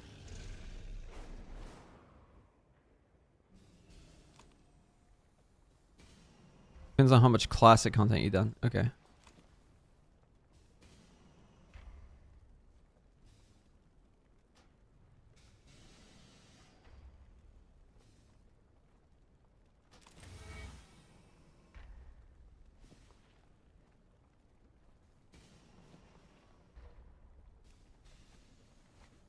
If you have a lot of toys, you're good? Oh, okay. I have a lot of toys. I have a lot of toys. I have a lot of pets too. Maybe I have a lot of it. I'll look into it.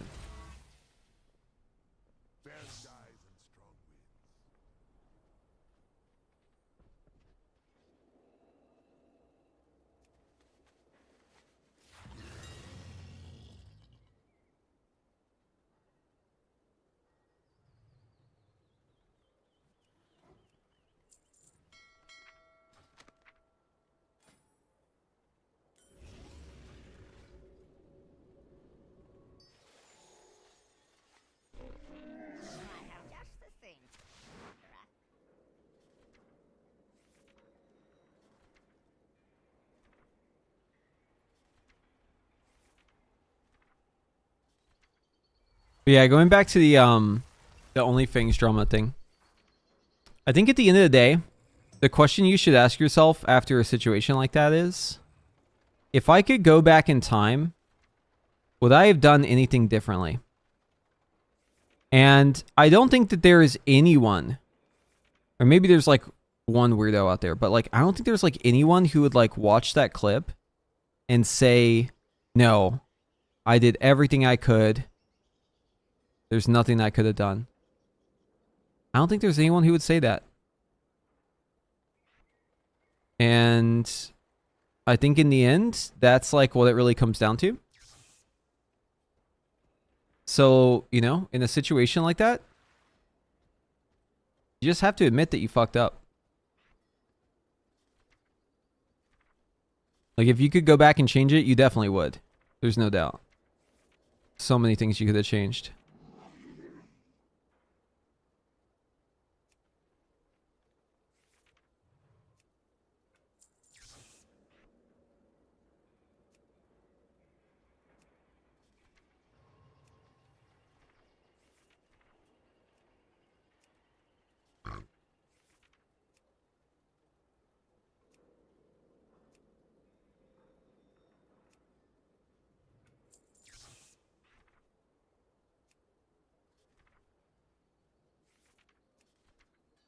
Wait, can you not change the offhand separately if you use the legendary? That's so annoying.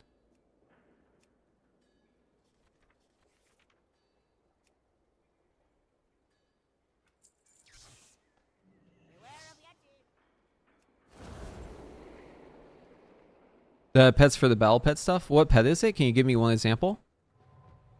Apri, is fire the strongest for 11.1? How do you feel about comparing to frost? I don't know if it's the strongest, but it definitely feels the best, and it feels like it could be strong. So I'm probably gonna play it unless it gets like giga nerfed. Cause like even if frost is like even slightly ahead, I think fire will be better because the playstyle is so much better. But it depends on the fight. There's definitely fights where like arcane will be better too. I think as it stands right now, like you might actually just play a different spec on every fight. But we need to see the rating counters. We need to see more of them to really get a good feel for it. It's too hard to say right now.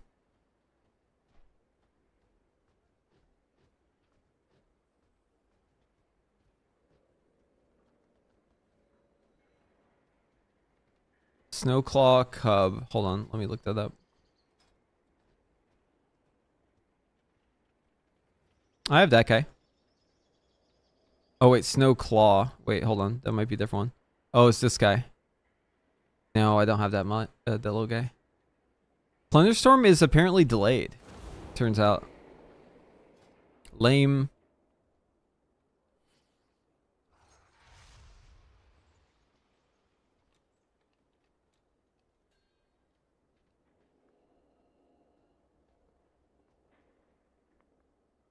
Yeah, this is a good amount of move speed. I definitely notice it.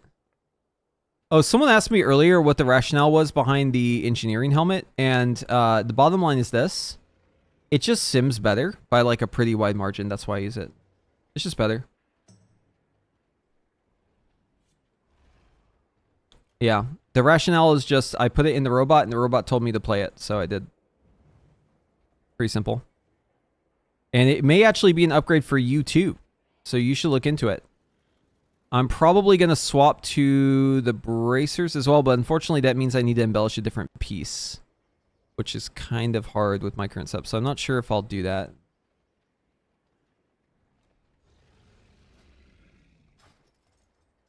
But we may end up going that route.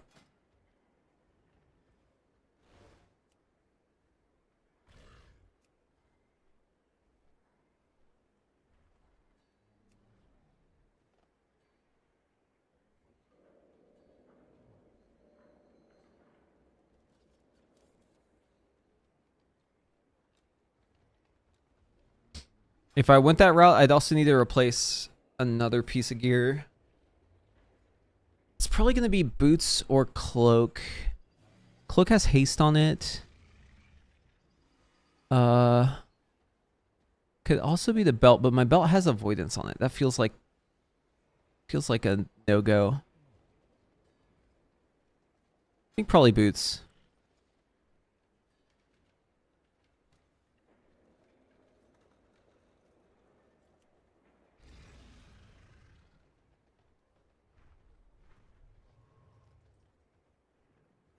We'll also look at cloak. We'll also look at belt.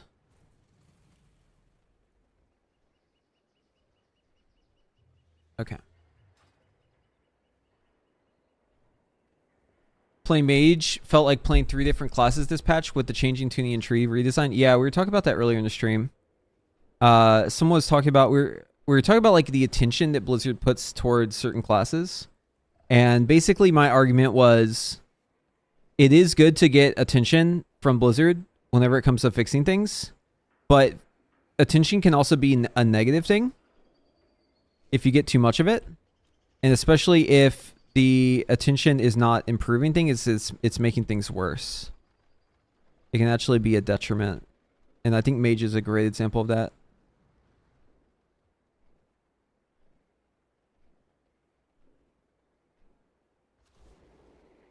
Yeah, dude, I can't believe they said they were happy with it. That just like blew my mind. That was a crazy thing for them to say. After all that shit. Absolutely insane for them to rip that one. Can you even add a socket to this? It says you can. Yeah, you should be able to. Right, so haste bracers.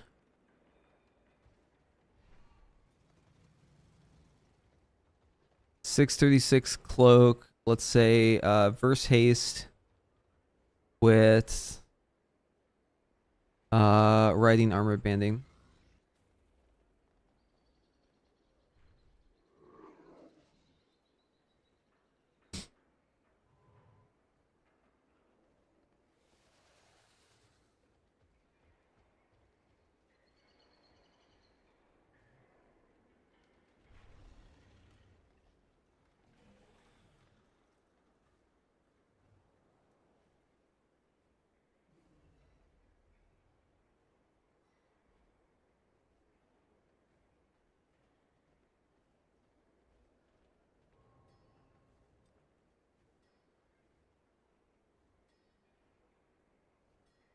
Okay. And let's add in the options for the riding armor banding for all these.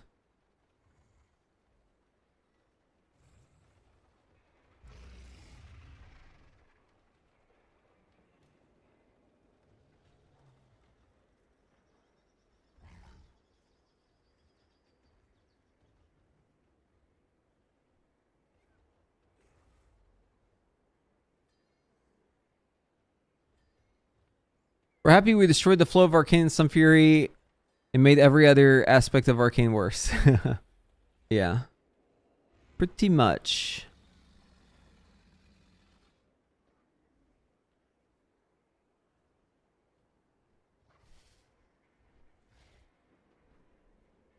Okay, let's see if we craft something. I have the sim all set up. Should be good to go.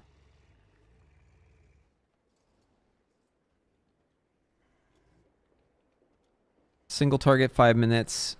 Standard sim. Find top gear. Sorry for asking this question, but I'm sort of new to mage. I'm thinking about race changing to... do you have a race preferred for mage rating? I'm currently a Mechanome. Yeah, so if you can practice the not like accidentally double jumping, Draktyr is really good for just like the overall gameplay experience. But if you're looking for like the best damage, it's probably gonna be like Tauren or Dwarf. Or I think Magcar might be good too now. But I'm playing Dwarf. I like Stoneform a lot. It's really useful. But I might swap again whenever prog comes around. If the spec is anything other than fire, I'll definitely go Draktyr. Because the mobility that Draktyr gives is insane. The problem with it as fire is I jump too much, and then I end up accidentally double jumping. If they would just fix one thing about Draktyr, I would play it all the time. And I wish there was an option to disable auto jump unless you press... unless you do the keybind for glide. I wish there was a way to keybind glide so it only activates with the key press instead of with the spacebar. If I could do that, if I could only glide with the keybind instead of spacebar, I would totally play Draktyr. But the problem is if you play Draktyr, you can't separate glide from the spacebar. You can have the glide on a separate keybind, but it doesn't remove it from the spacebar. So because of that, what will end up happening is you'll accidentally glide when you don't mean to, and it's really disruptive. And Fire Mage sometimes has to jump up and down. Like, you can do the strafing combust for the most part, but sometimes you do have to jump up and down. And whenever you do that, you're very likely to like have a lag spike or like just press it wrong, and then you're just going to get flung forward, and it's really, really annoying. And potentially deadly. Like, you could kill yourself doing that. So yeah. I think I would probably not play that as fire. I'd caution against it as fire. But as Arcane of Frost, it's great.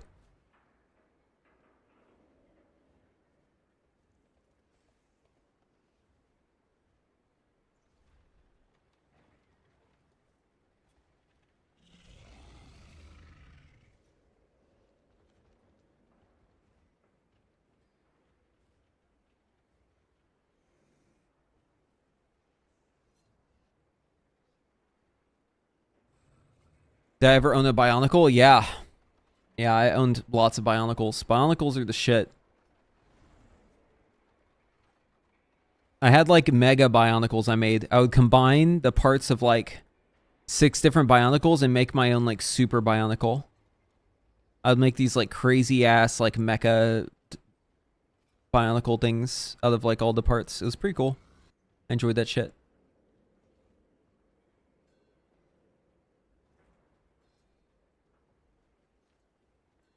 I made a really awesome one that I had on the dash of my car forever. Or it was like strung up on the rear view mirror.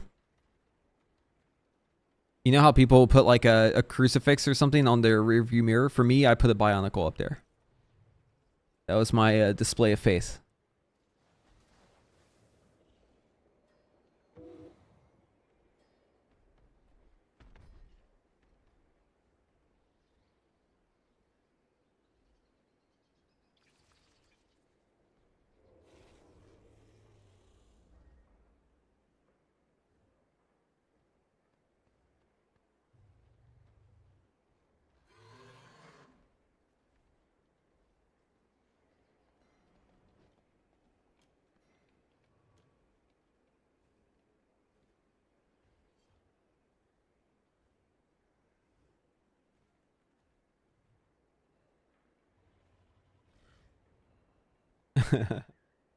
Change nothing and have trouble turning it back on. Truly impressive.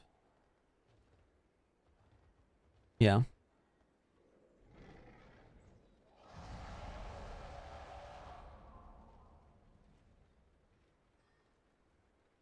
Interesting.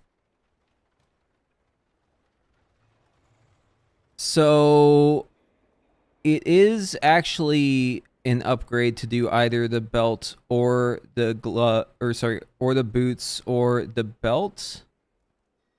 It looks like they're all relatively close. But the difference is so minimal. I think I would rather have the extra health, personally. So like here's my default profile. And then I guess it is somewhat of an upgrade. Hold on. So this is with the current setup. This is with Phantom Dweller and Thunderlord. Okay. So this is with the cloak. This one's with the belt. Those are all kind of the same. This one at the top is with the cloak and the belt. The cloak and the belt looks like the winner.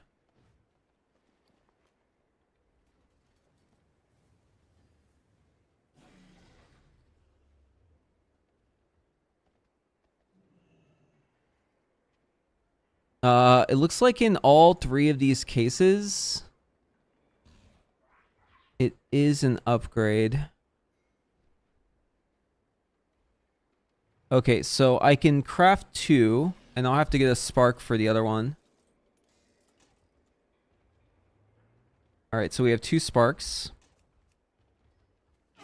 Let's go do our ring quest. We get a new ring upgrade, yeah?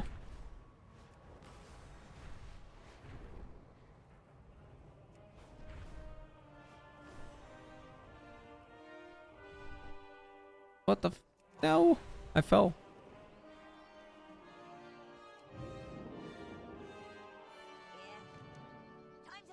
Basically kill 3 mobs. Sounds like my kind of quest. My troops can defend this camp against Naga, but we require your help securing the island. Lend a hand if you would be so kind.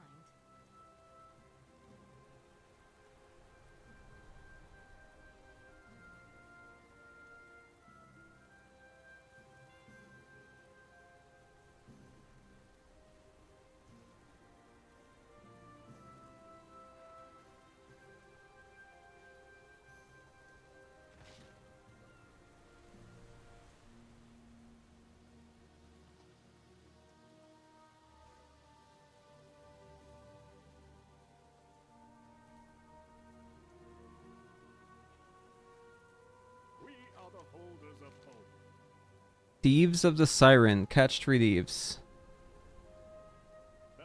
Okay.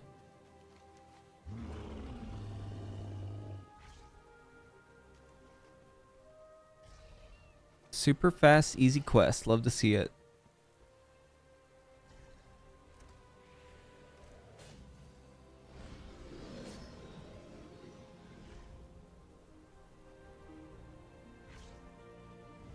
Get your feet moving.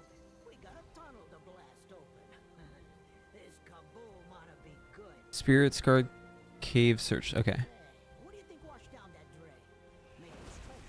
Or maybe it's monsters. Those monsters have treasure. Okay, killed one guy.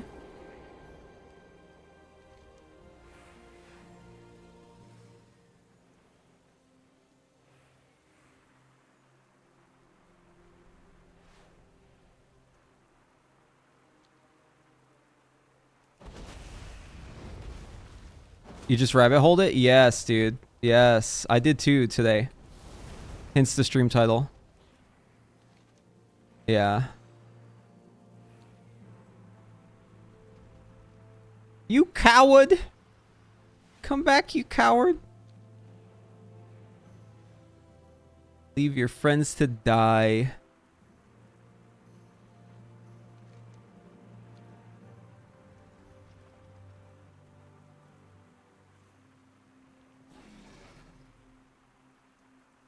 I don't know if friends is the right word. It didn't seem very friendly afterwards. Alright, we're done with the quest. Let's hurt back.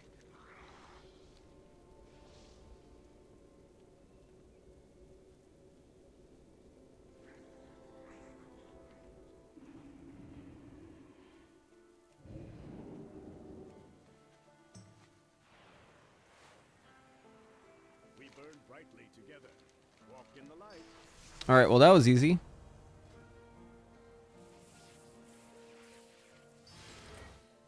Bang!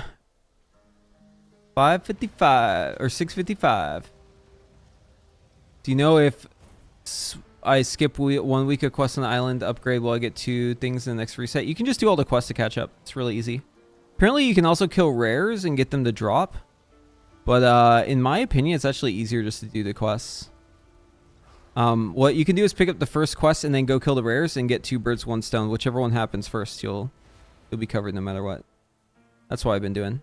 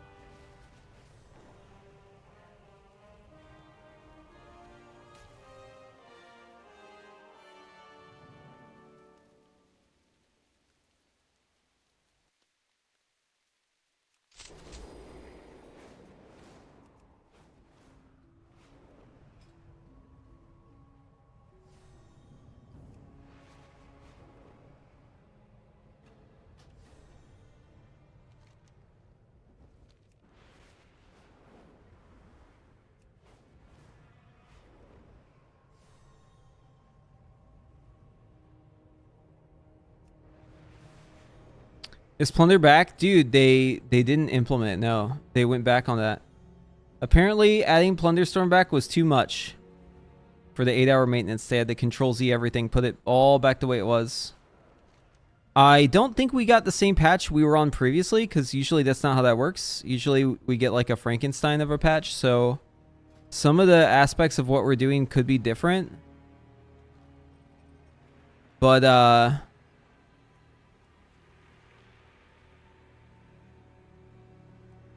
yeah, they did give us the patch without Plunderstorm.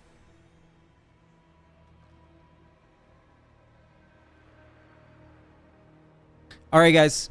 I'll be back later tonight. I gotta end the stream here. I'll be raiding, so if you want to watch me do the mythic raid, then we can hang out and do that. Yeah, I'll be back again in just about an hour if you want to see me then. All right. Thank you all for watching, and we'll see you in the next one. All right. Bye-bye.